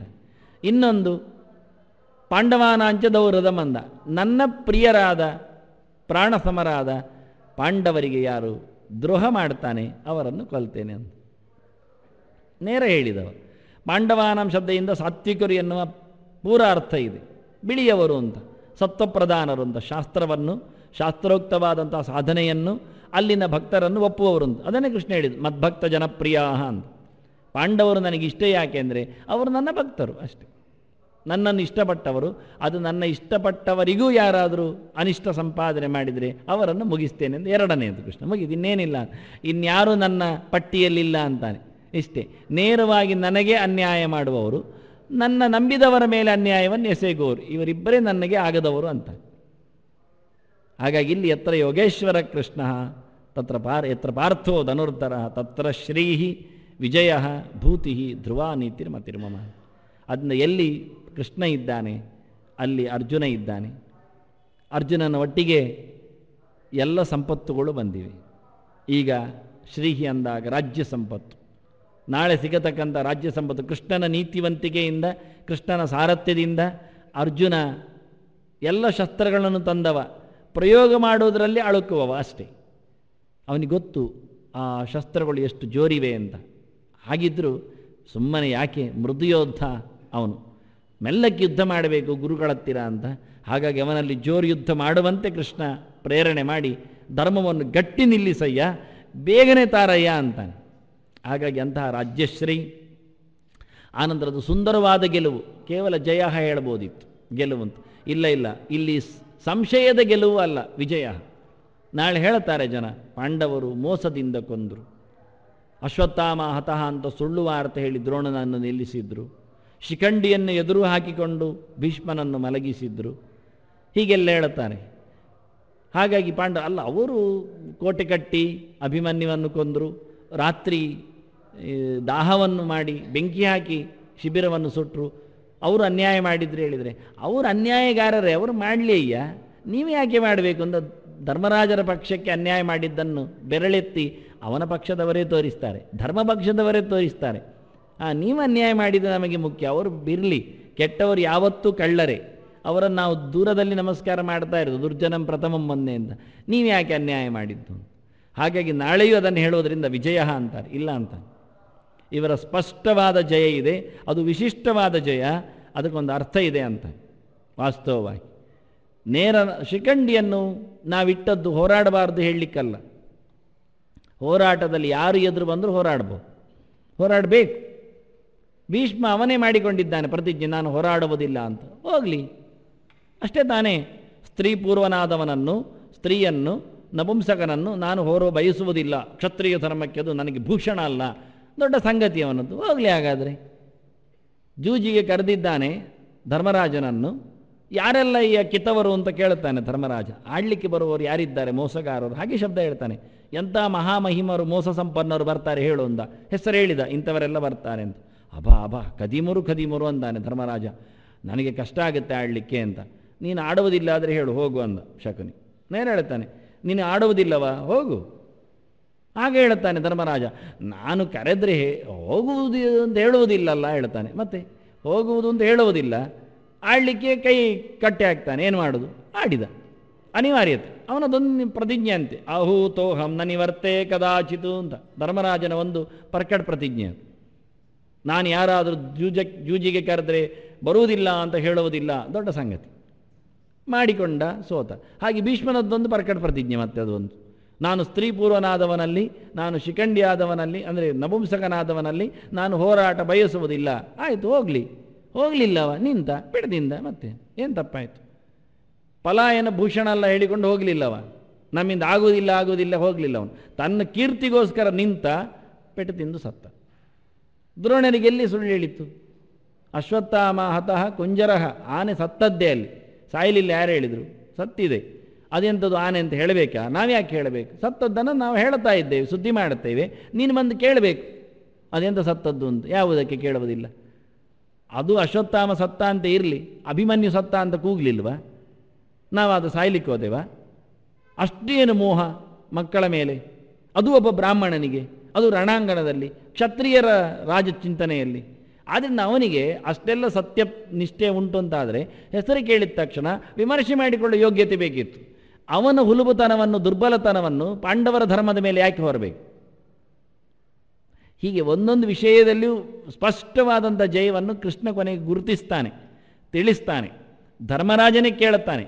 ಆದರೂ ಕೃಷ್ಣ ಒಂದು ಹಾರಿಕೆಯ ಉತ್ತರ ಕೊಡುತ್ತಾನೆ. ಏನಂದರೆ ಆಪದ್ಧರ್ಮಂ ಪ್ರಚಕ್ಷತೆ ಅಂತ. ಯಾವುದೇ ಸಂಗತಿಯಲ್ಲಿಯೂ ಧರ್ಮಕ್ಕೆ ಇತಿಮಿತಿ ಇರ್ತದೆ. ತೊಂದರೆ ಬಂದಾಗ ಯಾರು ಯಾವುದೇ ಧರ್ಮವನ್ನು ಸಹ ಸಂಕೋಚ ಮಾಡಬಹುದು, ಜಾರಿಸಬಹುದು, ನುಂಗಬಹುದು, ಹಾರಬಹುದು ಅಂತಾನೆ ಕೃಷ್ಣ. ಅದಕ್ಕೆ ಆಪದ್ಧರ್ಮ ಹೆಸರು. ಆಪತ್ಕಾಲದಲ್ಲಿ ಜೋರು ಹಸಿವಾಯಿತು, ಏನು ತಿನ್ನಲಿಕ್ಕಿರಲಿಲ್ಲ. ಎಚ್ಚರಾದ ನಂತರ ಹಸಿವೆ ಆಗುವುದು ಸಹಜ. ಆದ್ದರಿಂದ ವಿಶ್ವಾಮಿತ್ರ ವರ್ಷಗಟ್ಟಲೆ ಧ್ಯಾನದಲ್ಲಿ ಇರ್ತಾನೆ, ಏನು ತಿನ್ನುವುದಿಲ್ಲ, ಉಪವಾಸ. ಎಚ್ಚರ ಆದರೆ ಹಸಿವು ಜೋರಾಗುತ್ತೆ, ಅಷ್ಟು ವರ್ಷದ್ದು ಹಸಿವೆ ಆಗುತ್ತೆ, ತಿನ್ನಬೇಕಾಗತ್ತೆ. ದೇಹದ ಧಾರಣೆ, ಶರೀರ ಮಾಧ್ಯಂಕಲು ಧರ್ಮ ಸಾಧನ. ಮತ್ತೆ ಧ್ಯಾನಕ್ಕೆ ಹೋಗಬೇಕಾದ್ರೆ ದೇಹ ಬೇಕು. ಎಂಥದೂ ಸಿಗಲಿಲ್ಲ. ಯಾರೋ ಒಬ್ಬ ಚಂಡಾಲ ಸಿಕ್ಕಿದ. ಅವನು ತನ್ನ ಜೋಪಡಿಯಲ್ಲಿ ಎಂಥದೋ ಬಿಸಿ ಮಾಡ್ತಿದ್ದ. ಇವ ಮೆಲ್ಲ ಒಳಗೆ ಕೈ ಹಾಕಿ ಎಳೆದು ಬಿಟ್ಟ. ಎಂಥ ಕೈಗೆ ಸಿಕ್ಕಿತು ಅಂದರೆ ನಾಯಿಯ ಕಾಲು ಸಿಕ್ಕಿತು, ಮೂಳೆ. ತಗೊಂಡು ಎಳೆದು ತಿನ್ಲಿಕ್ಕೆ ಶುರು ಮಾಡಿದ. ಅವ ಹೇಳ್ತಾನೆ ಚಂಡಾಲ, ಅದು ಶ್ವಜಾಂಘಲ, ನಾಯಿಯ ಮೊಣಕಾಲದು, ನೀನು ಪ್ರಸಿದ್ಧ ಬ್ರಾಹ್ಮಣ, ಏನು ತಿಂತ? ಆಪದ್ಧರ್ಮ ಅಂದ ವಿಶ್ವಾಮಿತ್ರ. ಮಾತಾಡುವಾಗಿಲ್ಲ, ಅವನ ಹತ್ರ ತುಂಬ ಧರ್ಮ ಪ್ರಶ್ನೆ ಮಾಡಿಕೊಡುತ್ತಾನೆ. ದೀರ್ಘಕಾಲದ ಧರ್ಮ ಚಿಂತನೆ ಆಗುತ್ತೆ ಅಲ್ಲಿ. ಆದ್ದರಿಂದ ಆಪದ್ಧರ್ಮವನ್ನು ಉಲ್ಲೇಖ ಮಾಡಲಿಕ್ಕಿದೆ. ನಮ್ಮದು ಆಪದ್ಧರ್ಮ, ಒಬ್ಬ ಬ್ರಾಹ್ಮಣ ಕಡಾಕಡಿಯಾಗಿ ದುಷ್ಟಪಕ್ಷದಲ್ಲಿ ನಿಂತು ಸಮಾನ ಯೋಗಕ್ಷೇಮ ಇರುವಾಗ, ಎರಡೂ ಶಿಷ್ಯರಾಗಿರುವಾಗ ಮೋಸಲೋನು. ನಮಗೂ ಹೇಳಿಕೊಟ್ಟಿದ್ದಾನೆ, ಅವರಿಗೂ ಹೇಳಿಕೊಟ್ಟಿದ್ದಾನೆ. ಅವ್ರು ಮಾತ್ರ ಅವರ ಪಕ್ಷದಲ್ಲಿ ಕೂತು ಹೋರುವುದು ಯಾಕೆ? ಒಂದು ಕೆಲಸ ಮಾಡಲಿ, ಇವತ್ತು ಅಲ್ಲಿ ಹೋರಾಡಲಿ, ಇನ್ನೊಂದು ದಿವಸ ನಮ್ಮಲ್ಲಿ ಹೋರಾಡಲಿ, ಚೆನ್ನಾಗಿರುತ್ತೆ. ಉಭಯ ಪಕ್ಷಕ್ಕೂ ವಿದ್ಯಾರ್ಥಿಗಳಿಗೆ ನಾನು ಬೆಂಬಲ ಕೊಟ್ಟಿದ್ದೇನೆ ಅಂತ. ಅದಾಗದೆ ಅದು ನಾವೇ ದೃಪದನನ್ನು ಹೆಡೆಮುರಿ ಕಟ್ಟಿಸಿ ಅವನಿಗೆ ಗುರುದಕ್ಷಿಣೆಯಾಗಿ ಕೊಟ್ಟವರು. ಅಲ್ಲಿ ಅವನು ತನ್ನ ಸಾಬೀತನ್ನು ಉಳಿಸಿದ್ದ, ಕ್ಷತ್ರಿಯ ನಾನು ಹೋರಾಡುವುದಿಲ್ಲ, ಶಿಷ್ಯರಿಂದ ಮಾಡಿಸ್ತೇನೆ ಅಂತ. ಇಲ್ಲಿ ಯಾಕೆ ಮತ್ತೆ ಕೈ ಕಟ್ಟಿ ಕೂತದ್ದಲ್ಲ? ಕೇಳಿಕೊಂಡು. ಅದನ್ನು ಆಪದ್ಧರ್ಮದಲ್ಲಿ ಬ್ರಾಹ್ಮಣ ಎದುರಾದರೂ ಹೊಡೆಯಬಹುದು ಅಂತುಂಟು, ಹೊಡಿ. ಹೀಗೆ ಆಪದ್ಧರ್ಮವನ್ನು ಎತ್ತಿಕೊಂಡು ಕೃಷ್ಣ ಸಮಜಾಯಿಷಿ ಕೊಟ್ಟ. ಯಾಕೆ ಕೇಳಿದರೆ ದುರುಳರಿಗೆ ಅಷ್ಟೇ ಸಾಕಿರಲಿ ಅಂತ, ಸತ್ಯ ಗೊತ್ತಾಗೋದು ಬೇಡ ಅಂದ ಕೃಷ್ಣ. ಅದನ್ನು ಇಲ್ಲಿ ಉಲ್ಲೇಖ ಮಾಡಿ, ತತ್ರ ಶ್ರೀಹಿ ವಿಜಯ ಅಂತ. ಮೊದಲು ದ್ರೌಪದಿಯನ್ನು ಕರೆದದ್ದು ಅದಕ್ಕೆ, ತತ್ರ ಶ್ರೀಹಿ ಅಂತ. ಶಮ್ರೂಪಾನೇ ಅಂತ ಹೇಳಿಕೊಂಡು, ಶಮ್ಮ ಎನ್ನತಕ್ಕಂಥ ಪ್ರಾಣನಲ್ಲಿ ಯಾವತ್ತೂ ಸಹ ಪತಿಯಲ್ಲಿ ರತಿಯನ್ನು ಪಡೆದವಳು ಎನ್ನುವ ದೃಷ್ಟಿಯಿಂದ ಶ್ರೀಹಿ ಅಂದರೆ ಭಾರತಿ ಅಂತ ಅರ್ಥ ಅಂತ. ಅದು ಯಾಕೆ ಇಷ್ಟು ಕಷ್ಟದಲ್ಲಿ ಅರ್ಥ ಬರೆದು ಚೆಂದ ಮಾಡಬೇಕು ಅಂದರೆ, ಮಹಾಭಾರತದಲ್ಲಿ ವೇದವ್ಯಾಸರು ದ್ರೌಪದಿಯನ್ನು ಶ್ರೀ ಅಂತ ಕರೆದಿದ್ದಾರೆ. 2-3 ಕಡೆಯಲ್ಲಿ ಕರೀತಾರೆ ಮೂಲದಲ್ಲಿ. ಅದಕ್ಕೆ ಆಚಾರ್ಯರು ಇದನ್ನು ಯಾರು ಗುರುತಿಸ್ಲಿಕ್ಕೆ ಹೋಗುವುದಿಲ್ಲ, ಹುಡುಕ್ಲಿಕ್ಕೆ ಹೋಗುವುದಿಲ್ಲ, ಗುರುತಿಸುವುದೇನು. ಹಾಗಾಗಿ ಶ್ರೀ ಅಂದರೆ ಭಾರತಿ ಯಾಕೆ ಆಯಿತು? ಲಕ್ಷ್ಮಿ ಅಲ್ವ ಕೇಳಿದರೆ, ಶ್ರೀಯನ್ನು ಮಹಾಭಾರತದಲ್ಲಿ, ಮೂಲ ಭಾರತದಲ್ಲಿ ವೇದವ್ಯಾಸರೇ ಭಾರತಿಯನ್ನು ಶ್ರೀ ಅಂತ ಕರೆದಿದ್ದಾರೆ. ಕರಿಬೇಕೆ? ಲಕ್ಷ್ಮಿಯ ಮೊದಲ ಪ್ರತಿಬಿಂಬ ಅಲ್ವ ಅದು, ಕರೆಯದೇನು ಮತ್ತೆ. ಹಾಗಾಗಿ ಶ್ರೀ ಅಂದದ್ದು ಕರೆದದ್ದು ಚಂದ, ಅದಕ್ಕೆ ಅರ್ಥವೂ ಕೊಟ್ಟರು. ಸುಖರೂಪನಾದ ಪ್ರಾಣನಲ್ಲಿ ಯಾವತ್ತೂ ತನ್ನ ರತಿಯನ್ನು ಪಡೆದವಳು ಅಂತ. ಅದನ್ನು ಮೊದಲು ಭಾರತಿಯನ್ನು ಹೇಳಿ ಮತ್ತೆ ವಿಜಯ ಅಂತ. ಸರ್ವಕಾಲದಲ್ಲಿಯೂ ಜಯದ ಸಂಪತ್ತನ್ನು ಪಡೆದ ಭೀಮಸೇನ ಅಂತ ತುಂಬ ಅರ್ಥದಲ್ಲಿ ಹೇಳ್ತಾರೆ. ಇವರೆಲ್ಲ ಗುಟ್ಟಿನ ಹೆಸರಿನಲ್ಲಿ ಕೂತವರು ವಿರಾಟ ನಗರದಲ್ಲಿ. ಅದೇ ಒಂದು ದೊಡ್ಡ ಚಂದದ ಅಜ್ಞಾತ ನಗರ, ಅಜ್ಞಾತ ವಾಸ. ಅಲ್ಲಿ ಅಜ್ಞಾತ ಪಾಂಡವರು, ಅಜ್ಞಾತವಾದ ವಿಷಯಗಳು, ಕೊನೆಗೂ ಅಜ್ಞಾತವೇ. ಬಹಳ ಚೆನ್ನಾಗಿದೆ ಅದು. ಜಯೋ ಜಯೇಶಃ ವಿಜಯ ಜಯತ್ಸೇನಃ ಜಯದ್ಬಲಃ ಅಂತ ಅಲ್ಲಿ ಅವರ ಪಂಚಪಾಂಡವರ ಹೆಸರು. ಆಗ ಯಾರಾದರೂ ಒಬ್ಬರಿಗೊಬ್ಬರು ಮಾತಾಡಿಕೊಳ್ಬೇಕಾದ್ರೆ ಹೇಗೆ ಕರೆಯುವ? ಕೌಂತೆಯ ಅಂತ ಕರೆಯುವುದಾ, ನಕುಲ ಅಂತ ಹೇಳುವುದಾ, ಧರ್ಮಜ ಅಂತ ಬಿಡುವುದಾ? ಹಿಡಿದು ಬಿಡ್ತಾರೆ, ಗೊತ್ತಾಗಿ ಹೋಗುತ್ತೆ. ಗಟ್ಟಿ ಕರೆದ್ರು, ಮೆಲ್ಲ ಕರೆದ್ರು, ಇನ್ನೊಬ್ಬ ಇದ್ದಾಗ ಕರೆದ್ರು. ಅದಕ್ಕೇನು ಮಾಡುವ ಅಂದರೆ ನಾವು ಅಲ್ಲಿ ಹೇಗಿರಬೇಕು ಅಂದರೆ ಒಬ್ಬೊಬ್ಬರು ಹೆಸರು ಬದಲಾಯಿಸಿಕೊಂಡ್ರು. ಜಯ ಅಂತ ಧರ್ಮರಾಜನ ಹೆಸರು, ಜಯೇಶ ಅಂತ ಧರ್ಮರಾಜನಿಗೂ ಸ್ವಾಮಿಯಾಗಿ ನಿಂತವ, ಅವನಿಗೂ ಜಯವನ್ನು ತಂದು ಕೊಡುವ ಭೀಮಸೇನ. ಇವ ವಿಜಯ. ಅರ್ಜುನನ 10 ಹೆಸರಿನಲ್ಲಿ ಅದು ಒಂದು ವಿಜಯ. ವಿಜಯನು 10 ಹೆಸರಲ್ಲಿ ಒಂದಿದೆ, ಆದ್ದರಿಂದ ಅದೇ ತನಗಿರಲಿ ಅಂದ. ಇನ್ನೊಬ್ಬ ಜಯತ್ಸೇನ, ಇನ್ನೊಬ್ಬ ಜಯದ್ಬಲ, ನಕುಲ ಮತ್ತು ಸಹದೇವ. ಹೀಗೆ ವಿಜಯ ಅನ್ನುವಲ್ಲಿ ಎಲ್ಲರನ್ನಿಟ್ಟುಕೊಂಡು ವಿಶಿಷ್ಟವಾದ ಜಯದ ಶಬ್ದವನ್ನು ಪಡೆದ ಪಂಚಪಾಂಡವರು ಪಾರ್ಥನನ್ನು, ಎಲ್ಲರೂ ಪಾರ್ಥರೇ ಆ ದೃಷ್ಟಿಯಿಂದ, ಎಲ್ಲರೂ ಪ್ರಣವ ತತ್ವದ ಮೇಲಿನ ಶಾಸ್ತ್ರದ ಚಿಂತನೆಯಲ್ಲಿ ರತರೆ. ಅದನ್ನು ಎಲ್ಲಿ ಕೃಷ್ಣ ಇರುತ್ತಾನೆ ಅಲ್ಲಿ ಎಲ್ಲ ಪಾಂಡವರು ಇರ್ತಾರೆ, ಎಲ್ಲರೂ ಇರ್ತಾರೆ. ಮೊದಲೇ ಭಾರತ ಹೇಳಿತ್ತು.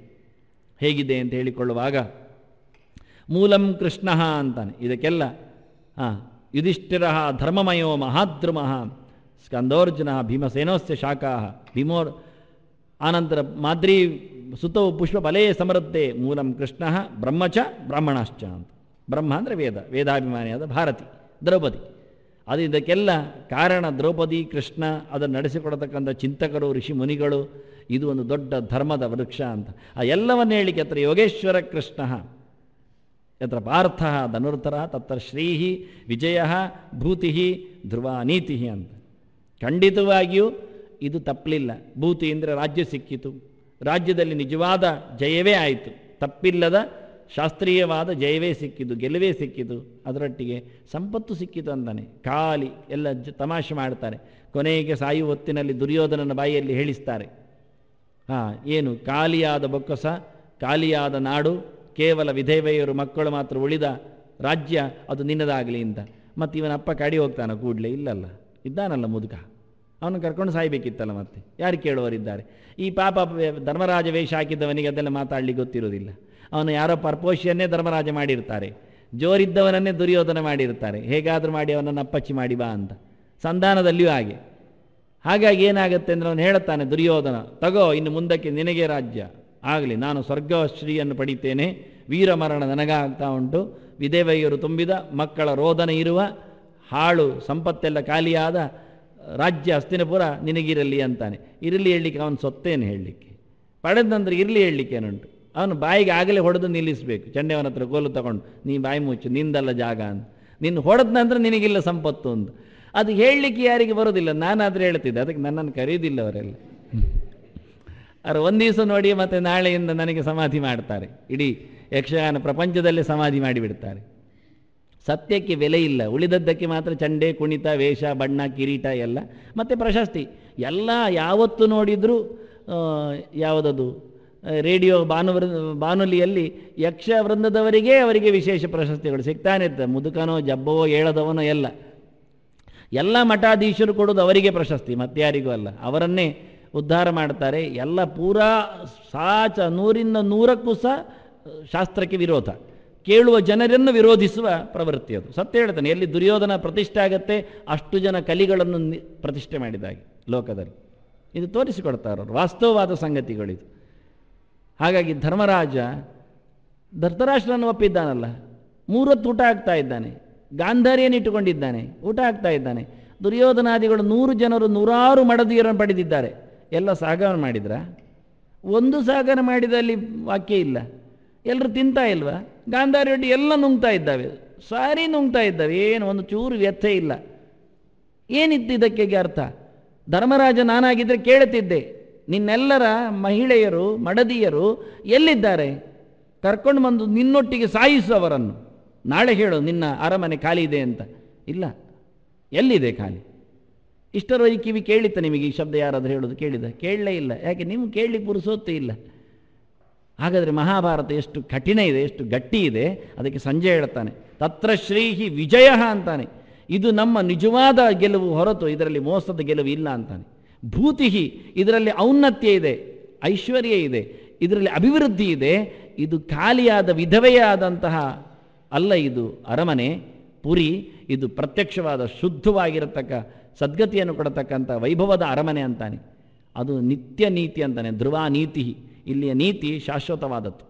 ಇಂತಹ ಅಧಾರ್ಮಿಕರನ್ನು ಈ ರೀತಿಯಾಗಿ ಕೊಲ್ಲಬೇಕು ಅಂತಲೇ ನೀತಿ ಇರುವುದು ಅಂತಾನೆ. ಇದು ರಾಜನೀತಿ ಅಂದರೆ, ಇದು ಶಾಶ್ವತವಾದ ನೀತಿ ಅಂತ. ನಿನ್ನದು ಕಣಿಂಕ ನೀತಿ, ನಿನ್ನದು ಗಲೀಜು ನೀತಿ, ನಿನ್ನದು ವಂಚನೆಯ ನೀತಿ. ಬೇಕಾದಾಗ ಬೇಕಾದ್ದನ್ನು ಧರ್ಮದ ಮುಖವಾಡವನ್ನು ಹಾಕಿಕೊಂಡು ಜನರನ್ನು ಬಗ್ಗಿಸುವುದು ತಪ್ಪು ಕಲ್ಪನೆ. ಅದನ್ನು ನಿಜವಾದ ಧರ್ಮ ಅಧರ್ಮದೊಟ್ಟಿಗೆ ಸೇರಿಕೊಳ್ಳುವುದಿಲ್ಲ, ಅಧರ್ಮ ರೂಪದಲ್ಲಿ ಬರುವುದೂ ಇಲ್ಲ. ಅದರಿಂದ ಅಧರ್ಮಗ್ರಸ್ತವಲ್ಲದ ಶುದ್ಧವಾದ ಧರ್ಮ ಇಲ್ಲಿ ಇದೆ ಅಂತಾನೆ. ತತ್ರ ಶ್ರೀಹಿ ವಿಜಯ ಭೂತಿ ಧ್ರುವ ನೀತಿ ಮತಿರ್ಮಮ ಅಂತಾನೆ. ಎಂಥ ಚಾಪು ನೋಡಿ ಸಂಜಯನದ್ದು. ಇದು ನನ್ನ ತೀರ್ಮಾನ, ಇದು ನನ್ನ ಬುದ್ಧಿ, ಇದು ನನ್ನ ನಿಷ್ಠೆ, ಇದು ನಾನು ಕೇಳಿಕೊಂಡದ್ದನ್ನು ಹೇಳ್ತಾನೆ.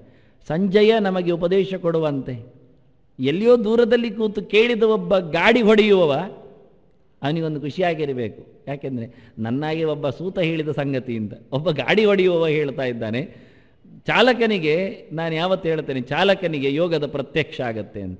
ಯಾಕೆ ಅಷ್ಟು ಜನರನ್ನು ಕರ್ಕೊಂಡು ಹೋಗತಕ್ಕಂಥ ಒಂದು ಧೀಮಂತಿಕೆ ಇರ್ತದೆ, ಎಷ್ಟು ಪೇಷನ್ಸ್ ಇರ್ತದೆ ನೋಡಿ, ಕ್ಷಮತೆ ಇರುತ್ತೆ ಅಂತ. ಹಾಗಾಗಿ ಒಬ್ಬ ಕೃಷ್ಣ ಇಡೀ ರಣಾಂಗಣದ ಎದುರು ನಿಂತು ಹೇಳಿದ. ಯಾವನೊಬ್ಬನಿಗೂ ಎದುರು ಹೋಗಲಿಕ್ಕೆ ಧೈರ್ಯ ಬರಲಿಕ್ಕಿಲ್ಲ ನೋಡಿ. ಭೀಷ್ಮದ್ರೋಣ ಪ್ರಮುಖತಃ ಅಂತ, ಸರ್ವೇಶಾಂಚ ಮಹೀಕ್ಷಿತಾಂ ಅಂತ. ರಥವನ್ನು ನಿಲ್ಲಿಸಯ್ಯ ಹೇಳಿದರೆ ಸೀದಾ ಹೋಗಿ ಸೇನಾಪತಿಯ ಮಧ್ಯದಲ್ಲಿ ಹೋಗಿ ನಿಲ್ಲಿಸ್ತಾನೆ, ಕಾಣು ಹಾಗೆ ನಿಲ್ಲಿಸ್ತಾನೆ. ಇವನೋ ರಥಿಕ, ಅಕ್ಷಯ ಬತ್ತಳಿಕೆ ಇದೆ, ಅಭೇದ್ಯವಾದ ಕವಚಗೆ, ಬೇಕಾದಷ್ಟು ಚಂದವಾದ ಗಾಂಡೀವ ಧನುಸ್ಸಿದೆ. ಯಾರನ್ನು ಹೇಗೆ ಉಳಿಲಿಸ್ಬೋದು? ಸಾರಥಿಯ ಕಥೆಯೇನು? ಅವನು ಯುದ್ಧಕ್ಕೆ ಬಂದವನೇ ಅಲ್ಲ, ಯುದ್ಧ ತಯಾರಿಯಲ್ಲಿ ಬಂದವನಲ್ಲ. ಅವನ ಹತ್ರ ಹೋಗಿ ನಿಲ್ಲಿಸು ಅಂದರೆ ಗಾಡಿಯನ್ನು ನಿರ್ಭಯವಾಗಿ ನಿಲ್ಲಿಸಿದ, ಎಲ್ಲರ ಎದುರು ನಿಲ್ಲಿಸಿದ್ದಾನೆ. ಇದನ್ನು ಹೇಳ್ತಾನೆ ಚೆನ್ನಾಗಿ. ಆದ್ದರಿಂದ ಸಂಜಯ್ ಹೇಳ್ತಾನೆ ಧರೇ ಕೃಷ್ಣ ಅಂತಾನೆ, ಖುಷಿ ಇದೆ ಅಂತಾನೆ, ಎಂತಹ ಸಾರಥ್ಯ ಅಂತಾನೆ. ಆ ರೀತಿಯಾಗಿ ಇಂತಹ ಸಾರಥಿ ಸಿಕ್ಕಿದರೆ ಯಾವ ಮನುಷ್ಯನು ತನ್ನ ರಥವನ್ನು ಆರಾಮವಾಗಿ, ಯಾವ ರಥ? ಮನೋರಥವನ್ನು. ಯಾಕಾಗಿ? ಜ್ಞಾನದ ತೃಷೆಗಾಗಿ. ಮನಸ್ಸಿನಲ್ಲಿ ಬೇಡದಿದ್ದ ಬಯಕೆಗಳು ಬರಬಾರದು, ಭಗವಂತ ಬರಬೇಕು, ಭಗವಂತನ ಅರಿವು ಪ್ರತಿಷ್ಠೆಗೊಳ್ಳಬೇಕು. ಅಂತಹ ಶಾಸ್ತ್ರ ಜಲಧಿ ಅದರಲ್ಲಿ ನಮಗೆಲ್ಲಿಯೋ ಒಂದು ಅವಕಾಶ ಸಿಗುವಂತೆ ಆಗಲಿ ಎನ್ನುವ ಬಹಳ ದೊಡ್ಡದಾದ ಸಂದೇಶವನ್ನು ಸಂಜಯ ಕೊಟ್ಟಿದ್ದಾನೆ. ಶ್ರೀಕೃಷ್ಣಾರ್ಪಣಮಸ್ತು, ಶ್ರೀಕೃಷ್ಣಾರ್ಪಣಮಸ್ತು, ಶ್ರೀಕೃಷ್ಣಾರ್ಪಣಮಸ್ತು, ಶ್ರೀಕೃಷ್ಣಾರ್ಪಣಮಸ್ತು, ಶ್ರೀಕೃಷ್ಣಾರ್ಪಣಮಸ್ತು, ಶ್ರೀಕೃಷ್ಣಾರ್ಪಣಮಸ್ತು.